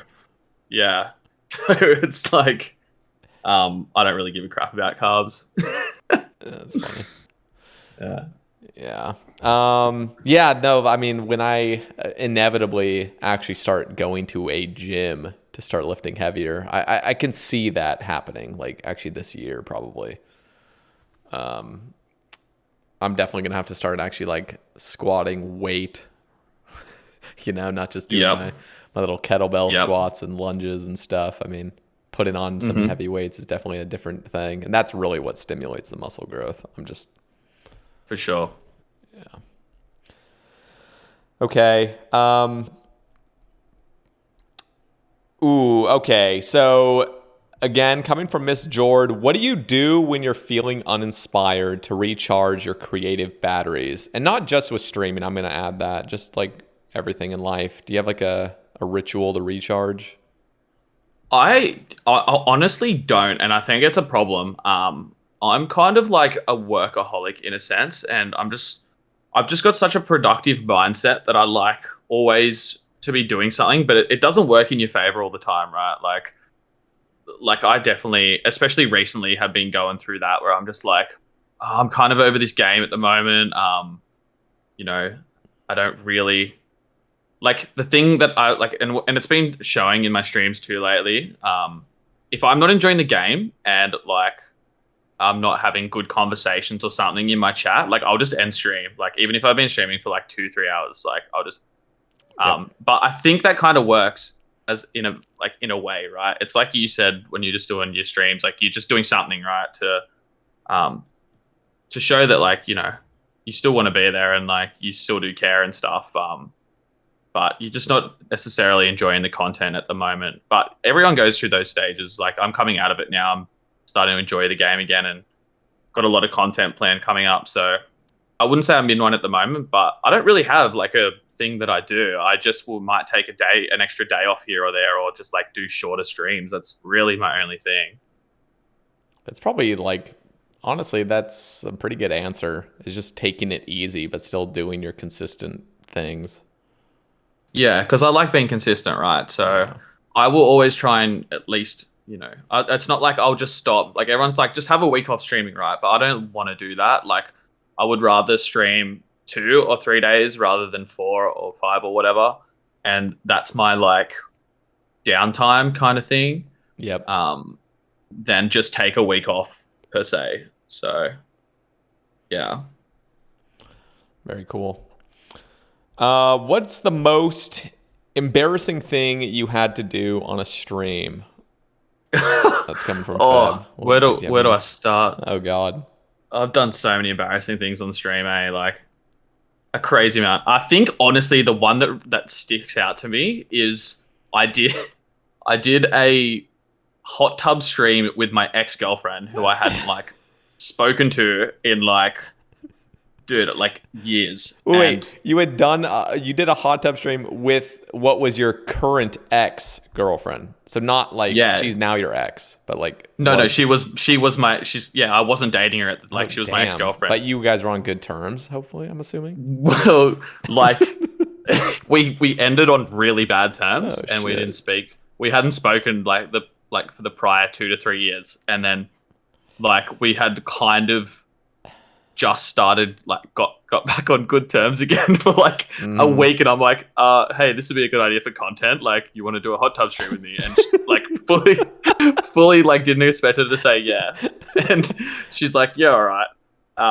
And what makes it worse is we didn't have a hot tub, so I was just like in my parents' bathtub. Oh my God. Dude, it was so awkward. Like it was the weirdest shit, and like she's not much of an entertainer, so there was like it was the most awkward cringe stream I think I've ever done, and like we were just sitting in this bathtub.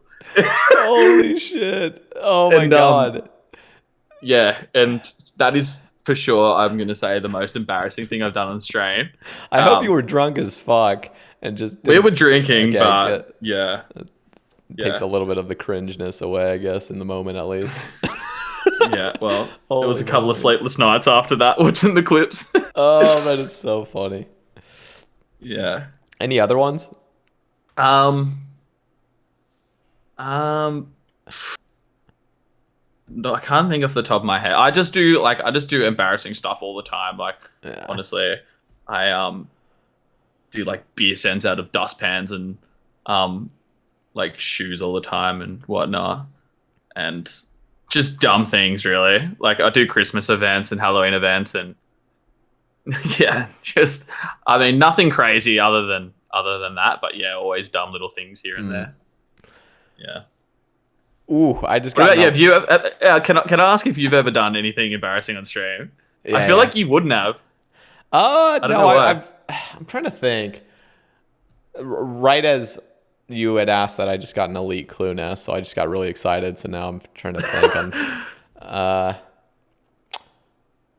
Let me think. What was like really awkward? Because now I'm thinking.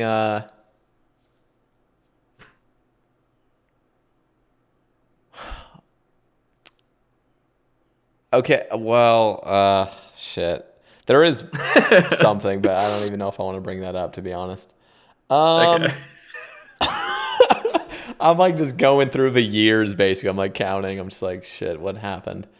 Well, I guess I'll share one thing. So I guess not necessarily like embarrassing or whatnot, but this is like 6 months into streaming. So I was like brand new streamer kind of is what it felt like. And this guy that was super annoying in my chat was just like kind of like being a jerk to other viewers and stuff and just being obnoxious, you know. And I was kind of like leaning into it a little bit. And so I was like, hey, you know, if you roll this number, I'll give you my TiVo. And so he like rolls a number and he doesn't get it. I was like, okay, I'll give you another try. 1 through 100. If you roll this, I'll give you my TiVo. And then he actually fucking guessed it. He guessed a 1 in he guessed a 1 in 100. And it was so like awkward in the moment because I'm like, what the fuck? Like you actually just called it. And tell me you scammed that motherfucker. So what happened is I said, okay, well you lost the first round, you know, because we had done a roll previous, and then you won, and then he won the second one, and so I was like, okay, we'll do one more roll for the TiVo, 1 and 2 shot, and then, 1 and 2, yeah, okay. 1 and 2. I was gonna make it totally fair, and then he didn't get it right, and then what happened after the stream is he made a Reddit post. And he was like, and he only clipped the segment where he actually rolled it correctly. So there's like, it's completely out of context. If you were to watch the whole stream, you'd realize like everyone, like he didn't get it at the end, you know?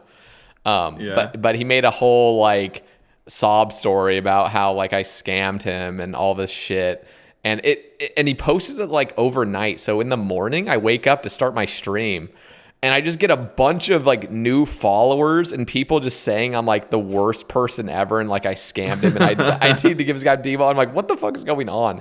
And I look at the Reddit post and it had like 300 upvotes and a bunch of people just like freaking out. I'm like, what the fuck? Like, what just happened? How dumb's that anyway? Like people are gonna like he didn't earn it anyway. Like I know, no, the whole thing was just like him. He like made up half the story about like how I'm always doing giveaways. I never did giveaways. It was like literally a fake thing just to like entertain him, sort of, you know. Okay. Yeah. So he went down the path of it was a giveaway, and then you scammed him. Yeah, it was just really cringe. So I guess like not an embarrassing moment. It was embarrassing though. I mean, just that next stream, not really knowing what was happening and everybody accusing me of something. I was like, this is awkward. But yeah. All right. Zesty asks, on a scale of 1 to 10, how bad does your bedroom smell because of all the beer in the carpet?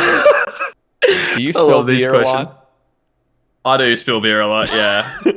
Soaked up. Like I was telling you before, I do a lot of beer sets on stream, like shoeies and stuff too. Shoeies and stuff, you know, you just spill beers and there's it's been a lot on the carpet, but it doesn't smell, all right? It doesn't smell, so yeah, piss off. It doesn't smell for you because you live there. Yeah, maybe I don't know, but like my girlfriend doesn't say anything, so okay. She thought it was a bit of a dungeon when she first came around, but maybe she's used to it now too. Who cares? Yeah. Okay, somebody's demanding I read this one. So yeah, Choi says, "What did you do to your friend's Christmas tree when you were younger? I must ask this." Well, you know how you had that story just before that you said you shouldn't probably tell? Yeah. Is this one? It's one of those. Yeah. Okay. Yeah. All right. Yeah, Choi, you're gonna have to. Well, he probably knows the story. Yeah. But, that's why I asked it. Okay. There's just so many. I'm just scrolling through making Miss Jordan. Yeah. Well, I passed all those ones. Now I'm just trying to get past all the zesty ones now. Okay, let's see. Ooh, what were your first memories of not of old school, just of RuneScape? Now, did you play as a kid? Yeah, I did play as a kid, big time. My first memories, damn. Yeah, I honestly think my first memories were the same as everyone else's, just like the Rock West Bank, everyone's selling stuff, getting scammed all the time just because you didn't know any better. Yep. the amount of times I got scammed, dude. Like,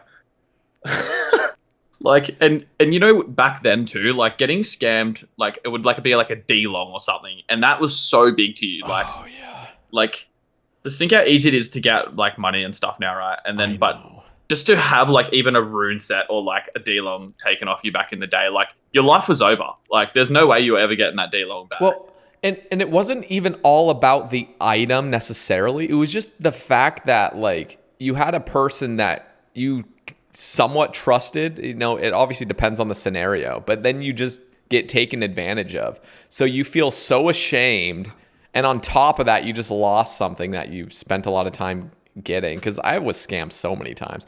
I even got scammed so hard one time that I wanted to become the scammer, and I fucking sucked at it. So like I couldn't even scam anybody if I wanted to, because I just didn't like know how to. I was just too like, you know, innocent. Oh, I've got to send you this thing actually after stream. I don't know if you've heard or seen it, but there's like a radio station called Triple J in Australia, and they do this segment called Dog Axe. And this dude rang up, like this was only a couple of years ago, and he rang up and was talking about how he got scammed on RuneScape, and it's just like, it's the funniest. I got to send it to you. You'll absolutely die. Okay. If anyone from Australia is listening to this, you probably know what I'm talking about, but it's hilarious, dude. He's so pissed off about it too, like someone stealing his set, saying they were going to trim it. And then, oh god! And then it goes down the path of how he became the scammer, and like the radio hosts are just going off. It's, it's so good. It's almost like that kind of is how scammers become the scammers. Like they just have to get scammed once, and then they realize, like, yeah, they join the dark side basically. That would have happened to me, but I was just too shitty at it. Yeah, well, that leads on to what I was going to say. Is what was the like most creative scam that you can think of that you got done with? I got done with some rippers that, dude. You know. Okay, so the way I got this is back in like 2004, 2005ish, probably like early 2005, and I don't remember, you know, I don't know like how many players knew that spinach rolls were basically worthless, but in my mind at the time, spinach rolls were worth 100K. And that's kind of like what was floating around when I'd go to like West Varrock Bank, is like if people were selling spinach rolls for 100K and like muddy keys for 100K. These like kind of like fake rares sort of. Yeah. So I had a spinach roll that I got for like 50K or something like that, and I was gonna try to flip it for 100K. Anyway, and then like this person says like, "Hey, I'm gonna play a trust game." Keep in mind, I'm like 9 or 10 years old. I'm a fucking idiot. But he's like, "Oh, I'm doing like a trust game," and this dude was wearing a Santa hat, and I'm like, "Okay, this dude's fucking like balling out of control, you know." And so we went up to Varrock Castle, and he had like 4 other people with us. We're all just following, and of course, like, at least 1 or 2 of them was with him in on the scam, you know, but I didn't realize that. I just thought we were all kind of going there. And I was kind of testing the waters because I knew like trust games can be kind of sketchy and scam worthy. But this guy that was with him, I was so dumb that I thought all of us were just like random strangers. And so the guy trades this dude like 5 mil cash or something. And then he shows it to me. Like the guy that I thought was just like another random dude. I'm like, holy fuck. Like he's going to give me like I was thinking in my mind, like he's going to give me 5 mil if I trade him all my shit. And it's like, you know, he'll trade it back and then he'll give me 5 mil. So I fucking trade him like a spinach roll, like 80K cash, and like just some random junk, which is like everything I had basically. And then he's like looking at it. And then he's like, okay, I'm going to need to trade the next person. I'm like, whoa. Like, you didn't trade me my stuff back. He's like, yeah, I did. I'm like, no, you didn't, dude. Like, you didn't trade it back yet. Like, I don't have it. He's like, dude, I already traded you back. Like, stop trying to scam me. Like, he was literally turning it on me, like, as if I was the scammer. And dude, I couldn't get it back, and he eventually logged out. And I fucking logged out, and I was bawling, dude. Like, I was bawling my eyes out because... Yeah, it wasn't even about losing all the stuff. Like that was part of it, but it was just the fact that a dude would be such an asshole. Like, people were dirty back then, eh? I know, it was brutal, dude. Fuck, that was a good learning experience, though. I got done with the Dungeoneering one, and like, I don't know. Did you know that one where they put you in like the party or something, and then they make you run down, and you used to be able to go from, I think like the bottom of the Dungeoneering area would lead into like Relica or something. Like there was like a barrier. I can't remember where it was. And if someone's listening to this, put in the comments if you can remember, because I would love to know where that the bottom left of the Dungeoneering area used to like a barrier to somewhere else. And they're like got you to drop all your stuff there, and I was trying to work out like there's no way they're going to be able to like steal my stuff or anything here. Like if I drop it, I can pick it back up, whatever. I even had my friend there to log in and like if something happened. Anyway, I don't know how I got done by it, but I didn't know that once you dropped all your stuff, they trade you to make sure you dropped it, and then they boot you from the party, and you get kicked all the way back to the like join like wherever the main bit was. Yeah. And by the time you can run back, it's like already appeared. So, I got done like Ellie, Santa, everything for that. Holy wait, you were like fucking rich. I was rich, yeah. I had a lot of stuff back in the day. Jesus Christ. But mind you, that stuff took me like years to get. Like I lost like my whole bag pretty much. Oh my God. So I think so let me ask, like, because this sounds like the corp cave thing they used to do, where they'd send you in like that corp instance with that little portal, and then they would do the same thing where like drop your stuff, trade, and then they just boot you. So what was so enticing about it that made you do that in the first place? Were they offering like a shit ton of stuff? Yeah, they were offering stuff like party hats or something.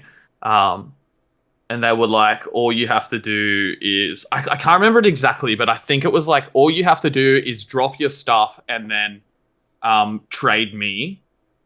And then we will like drop your stuff and trade me, and then we'll trade it to you. And I was thinking like, yeah, I'll just drop my stuff. Like if they don't trade me the stuff, I'll just decline, pick it back up, you know? Yep. But obviously it was like, I drop it, they trade me to make sure I've dropped it, because you can see how many inventory spots, and then they boot you from the thing. But they keep you in, actually that's what they did. They keep you in the trade screen for a bit, like offer you the thing, like just to run the timer down. Pretend like, to pretend they're going to give it to you. And then, so by the time, actually that's how they did it. Now you've jogged my memory, and now I won't be able to sleep tonight. Thanks. Fuck. That's so, you've seen the scam where people will be like, oh, trade me. It's like a GE scam where you'll put up an item, you're like, oh, okay, trade my main in Camelot, and they'll send you a tab up there, and then you just click accept like an idiot. Like, have you seen people do that? Yep. It's I don't know how people like, okay, I mean, I don't know how people still fall for scams to this day, right? Like, it must be new players who didn't play when they were kids, because I swear to God, everyone who played as a kid is just all over that. We're too traumatically damaged from that, you know. It's like, that, but there's also so they started manufacturing scams that would make you feel like you are about to scam them, because they'd have their partner in crime be like, dude, look, like I know how to anti-scam, and so you'd go and watch a YouTube video, and you know, like, okay, he's gonna do this and this, and then you do this, so you think you're about to outsmart him, and then you realize they're both on the same goddamn team. Like, those ones are the worst, because you actually thought, you legit thought we're about to turn this on this motherfucker. And then it's all like, I swear the people that fall into that shit are just so bored of the game. They're always camping at GE, flexing their shit. They got nothing better to do than just to be curious and get scammed. Like, I know, right? It's crazy. Yeah, holy shit. Yeah, but dude, and then the people, I remember, I can't remember where this was. I think it was on a stream like years back, watching a Twitch stream, and there was like an argument going on, and people were like literally defending scammers, as in like, really? Yeah, just defending them as in like, oh, well, you know, like you shouldn't have been so dumb to get scammed and stuff. And I was like, dude, like, what the fuck's wrong with this community? Like, Jesus Christ. Like, this is when I first started watching Twitch. I was in a stream and people were just talking about like, just, I don't know. It was, scamming's horrible. Scamming is, it's like, I guess the reason I kind of brought that up is because some people see it as kind of innocent because it's RuneScape. You know what I mean? But it's still a person at the end of the day. Yeah, you're scamming, that you're being dishonest to. You know what I mean? And so like the people that think it's not a big deal or whatever to actively scam, not just the idea of being scammed on RuneScape. That's kind of funny and silly, but to actually be an adult scamming on RuneScape, like what the fuck is wrong with you? I know, it's crazy, right? Like you got problems. I'm sorry. Anyway. Okay. A few more leg day comments. I'm trying to skipping over those. I'll bring this one up. Prison Joe, just as a shout out to Prison Joe. Any plans to train legs this year? I'm sorry. That's my dad gonna do me dirty like that, honestly. Prison Joe is fucking massive. That dude's jacked. Yeah, he's got good leg genetics for sure. Crazy. Prison Joe's also like 6'3", 6'4", isn't he? I'm not sure, but he's the only one who can roast me about my legs because he's like the only one who actually does have bigger legs. Exactly. Than me. So it's like exactly like the person that can actually prove that he has massive legs. Like he's the only one that gets the credit for it. You're right. Yeah, he gets away with it. Okay. This was asked in the EVscape podcast, I believe. Parmy or Parma? Yeah, this was asked on that. I say chicken parmy because I'm from New South Wales. I had to think about it for a second. Then I haven't said it for so long. They say like it's like he said. It's just wherever you're from. Like people say Parma or Parmy, but I've always grown up saying Parmy. So, but yeah, it's so weird how like much of a debate this is, and it's actually a big thing. Like people get genuinely pissed off when people like say it the other way. It's so crazy. It's so stupid. It's so dumb. And we actually I had a run-in with my group Ironman team about this too. I was like in one of my episodes, and it's just like we're just debating this for so long. Like anyway, it's a dumb thing. That's so funny. Like who cares? Any OSRS tats planned in the future? Do you have any RuneScape related tattoos? No, I don't. And I've got nothing against them. It's just not my style, right? Like my tattoos are all like realistic style, like black and white stuff. I see. And I just don't think something like that would suit my style. But I've seen people that get them and they have that like sticker kind of style vibe, and it kind of works. But yeah, like there's no way in hell you could pay me to get one of those. I'm like trying to think. Like there would definitely be. So I don't have any tattoos. I probably will get a tattoo before I'm 30. Probably like it's on the list of to do. Yeah, I mean, kind of. It's like it's just in the back. Do you of my know what mind. kind of style you want or anything like? That's the thing. I really don't know. So you're just saying you want to get one, but you don't really have anything like planned. I kind of want one. Exactly. But it was just the idea of I wouldn't be against necessarily getting an OSRS tattoo if it's something like really iconic that's like almost meme worthy, not like as a joke, but just like, oh, that's like a classic like OSRS like symbol. Not going crazy on it, but like I don't know, like so you do want an RS one. Okay. Well, no, I was just saying I'm not opposed to it. I don't even think I would get an OSRS tattoo, but I wouldn't be like you'd have to pay me $1 million to get one. I think I'd be like, Yeah, like I'm the same too. Like like I mean, if it was on my foot or something like that, maybe like something where it doesn't affect the rest of like my body. They're addicting, man. Like I've spent probably close to 20 grand on tattoos now. Holy shit! Oh, wait, how many do you have? A lot. 20 grand. So do you go to like really good artists? Well, yeah, my guy charges like I think $150, $200 an hour. Okay. And like just to put into perspective, like I've got like one of my sleeves I have done was like 32 hours. So Holy shit. yeah, around that, you know what I mean? Something around Yeah. that. So So and then how many like separate visits is that? you usually do like the most they will do like a full day is like 8 hours, but they'll sometimes do like 10 hours if like they're trying to finish off something. But Jesus Christ. honestly, you can't sit through any more than that. It's fucked. It's so painful. Some areas worse than others, but yeah, like stomach. When I got my stomach done, that was, I'm gonna say it was the worst pain I've ever felt in my life. It was disgusting. Holy shit. Like, dude, I'm pretty good with like pain like that, and a lot of people take like painkillers and tramadols and stuff before it, but I've always just like raw dogged it. Oh And God. and I went in and got the stomach done, and it was like 8 hours, and I swear to God, after the first 30 minutes, I wanted to tap out. I was like, and then it was just a mental battle with myself the whole time. I'm like, all right, if I don't finish it, I'm gonna like get roasted and called a pussy and stuff. Like because I'm mates with my tattoo artist too, and I'm like, he's just gonna like take the piss out of me. And if you tap out, I think they make you pay like at least like for some of it too. You know what I mean? Yeah. And heaps of people do it, man. Like heaps of people go in there, they're like expecting to get like 6 to 8 hours done, and then after like 2 hours, they're just like, nah, fuck this, I'm different. Holy shit. So after I got my stomach tattooed, I feel like everything I got after that was just nothing. Like even if it hurt, I'm like, well, it wasn't even half of what the stomach was, so it's all good. Yeah, dude, yeah, stomach tattoo sounds so sensitive and painful. Oh, yeah, especially because I'm like bony and like leaner around there too. So it's just like, yeah, it was horrible. Or the middle of the sternum, just on bone. And you're like, your whole body's just like vibrating, like when you're getting. That would hurt.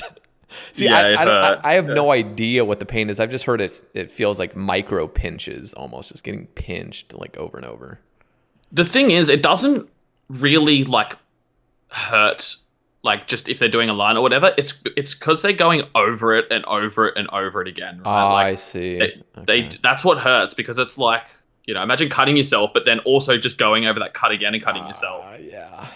Yeah. Wow. So it's like that. But then they shade it and like, it's crazy. Jesus. So would you recommend like for other people to take some sort of painkiller? Like, I mean, sure. Yeah. It definitely helps, I guess. But there's also numbing cream you can get now, which apparently is pretty good. I haven't tried it, but apparently you can't really feel it. So, I mean, something like you would want to get on your, like, that'd be sweet. It's only for the long sessions that it really sucks, because, like, the worst part is, like, you'll do, like, a 4-hour stint in the morning, right? And then you have a break for lunch, and that's the worst, because you come back and you're, like, so, like, your body's just, like, calmed down and you're so red raw, and then they just get back onto it. So it's, like, yeah, it's horrendous the second half of the day when you do full days. Damn. Yeah. But anything like that you're just getting that's going to take a couple hours is honestly fine. Like, yeah, anything under 4 to 5 hours is usually okay. It would be pretty cool to get a sleeve, or at least like upper arm, one arm. Just, I don't know. That would be cool. I would just need to like figure out what it would be. And I probably wouldn't even do it like this year. It would probably be next year earliest if I did it. Yeah, and it's the only thing is that they're hurt and they're expensive. It's the only downside, I guess. Is there any like other downsides? Like, is there like risk of infection and stuff, or is that very low? That's pretty low, honestly. Like, they're spraying with antiseptic the whole time they're doing it. They wrap it up for you after. They give you cream to put on it. I've never had one that's got infected. I have seen it happen before, but you'd have to be like really not looking after it for it to get infected. I see. Yeah. So it's usually all good. I have a couple questions for you before we kind of wrap things up. So one is, I do want to ask for a few shout outs. So like maybe like 2 or 3 shout outs from the community. And I also want to just hear, I don't know, just sort of your plans for the next like year or 2 of streaming, where you'd like to be, or where you kind of see yourself, or like any goals you have. Yeah. Shout out. I'm gonna have to give a shout out to George because she put about 400 questions on that. I think she'd probably like kill me if I didn't give her a shout out. So George, shout out to you. Yeah. And then just a shout out to my whole community, pretty much everyone who's listening to this. In terms of streaming, I mean, I do a uncapped subathon every year. So the 3-year anniversary is coming up in May. So I'm starting that like mid-May. So and last year's one went. Sorry. So these are the ones that you sleep as well on stream? Yeah. Oh, shit. Okay. So I did one last year and we got to day 17 and Jesus Christ. And I had to end with 12 hours still on the clock because I was so sick, like the sickest I've ever been in my life. I think just from like not like hardly going outside or something. And this is the worst thing, right? Like after you're on stream for that long, like I was on stream for 16 plus hours a day for 17 days straight. And then all you want to do, right, is like click end and then go outside and just do something outside or whatever. And I literally crawled over to my bed and I didn't get out of bed for 5 days. Like that. Holy shit. Like just like because of pure sickness, like illness? Never been that sick in my life, eh? Like I was bedridden for 5 days and then like 2 days I like could finally get up and move a bit. Like I only ate like 2 things in like 6 days. Like I lost about 15 kilos or something crazy. Holy shit. Dude, I was so sick. And then I was still sick for the next 3 weeks after that. Like I was sick for a full month after that. It was crazy. I thought I was going to die. God, I am so sorry. That is horrible. Dude, the worst thing was everyone didn't give a shit and just roasted me for ending the subathon too early. Oh my God. Like you're just clearly in the worst pain ever and people are just fucking trolling you still. Like, and I was streaming like day 16 and 17, I was streaming like that, like sick too. Like I was super sick. And then I just got to a point where I'm like, guys, I can't, like I've got to end. And then, yeah. And I haven't heard about, that's all I've heard about, you know, in terms of roasting for the next year. So this year's one, I've got heaps of like real life stuff planned in it. So I'll be a lot more outdoors and stuff like that, not just sitting in front of the computer. So yeah, that's smart. Yeah. Jesus Christ. Wait, so did you ever figure out like what it was from? Was it just like poor nutrition, like just no sun, no like just or something worse? It was a flu. It was like we had this heaps bad flu like going around Australia at the time, and I just gotten it, and I didn't have a flu injection, and I still don't, but I got to get one before this subathon, and and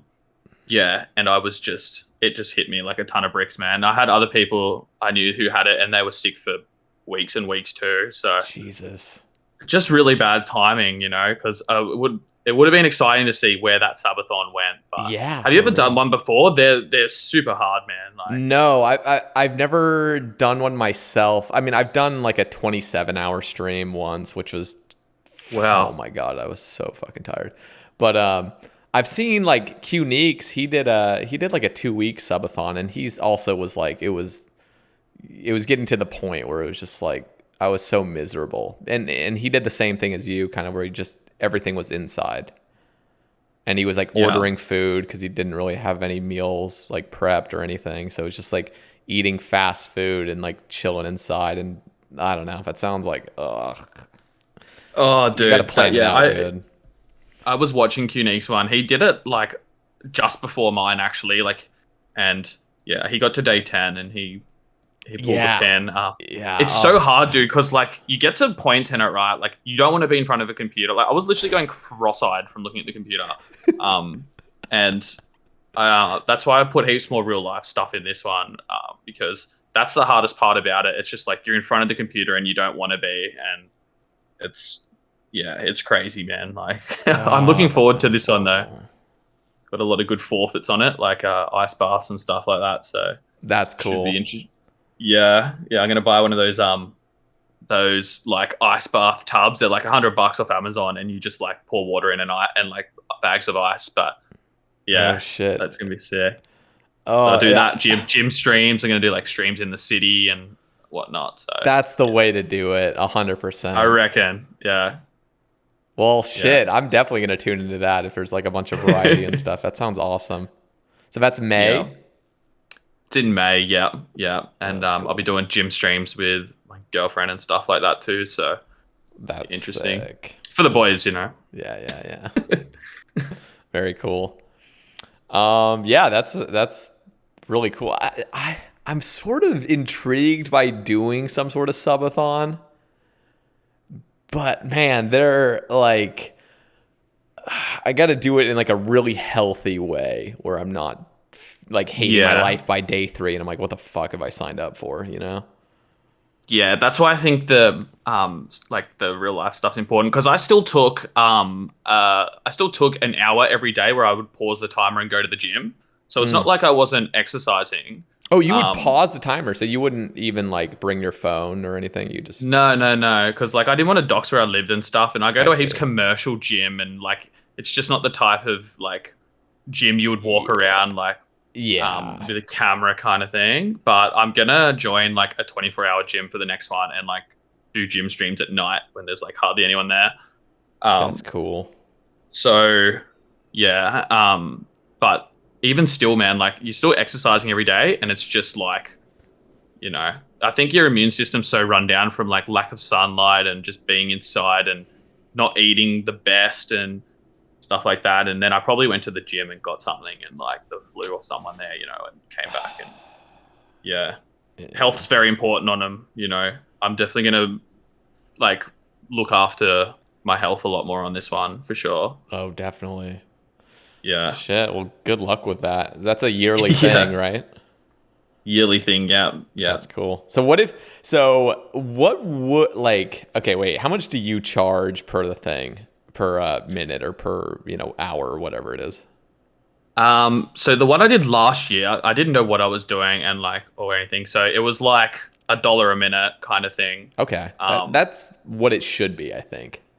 Like that's like yeah, a well, good way to go about it because then it's not because I what did QNeeks do? It was something. It was like $15 an hour or something. It was like horrible. I was like, bro, like this is uncapped. You gotta yeah, fucking milk this thing. Like, what are you doing? Like yeah, I making know. But that McDonald's was like wages. yeah, that was also my thought process though. It's like, well, if I do this, then hopefully it won't go forever. But boy, was Yeah. I wrong. Like, you know, um, so this year I'm gonna make it cheaper. Obviously, I'm gonna make Okay. it cheaper this year. Like I'm gonna do so. It's gonna work out to be like $30 to $35 an hour or something. You know, Okay, that's good as well. Not just don't because you do gotta like like 10 or 15 bucks. Like no, Jesus no, Christ. no, Yeah. no way. But you got to look at the way I look at it too is like you're getting paid to sleep as well. So like, Oh I yeah, mean, that's true. I I forget mean, about that.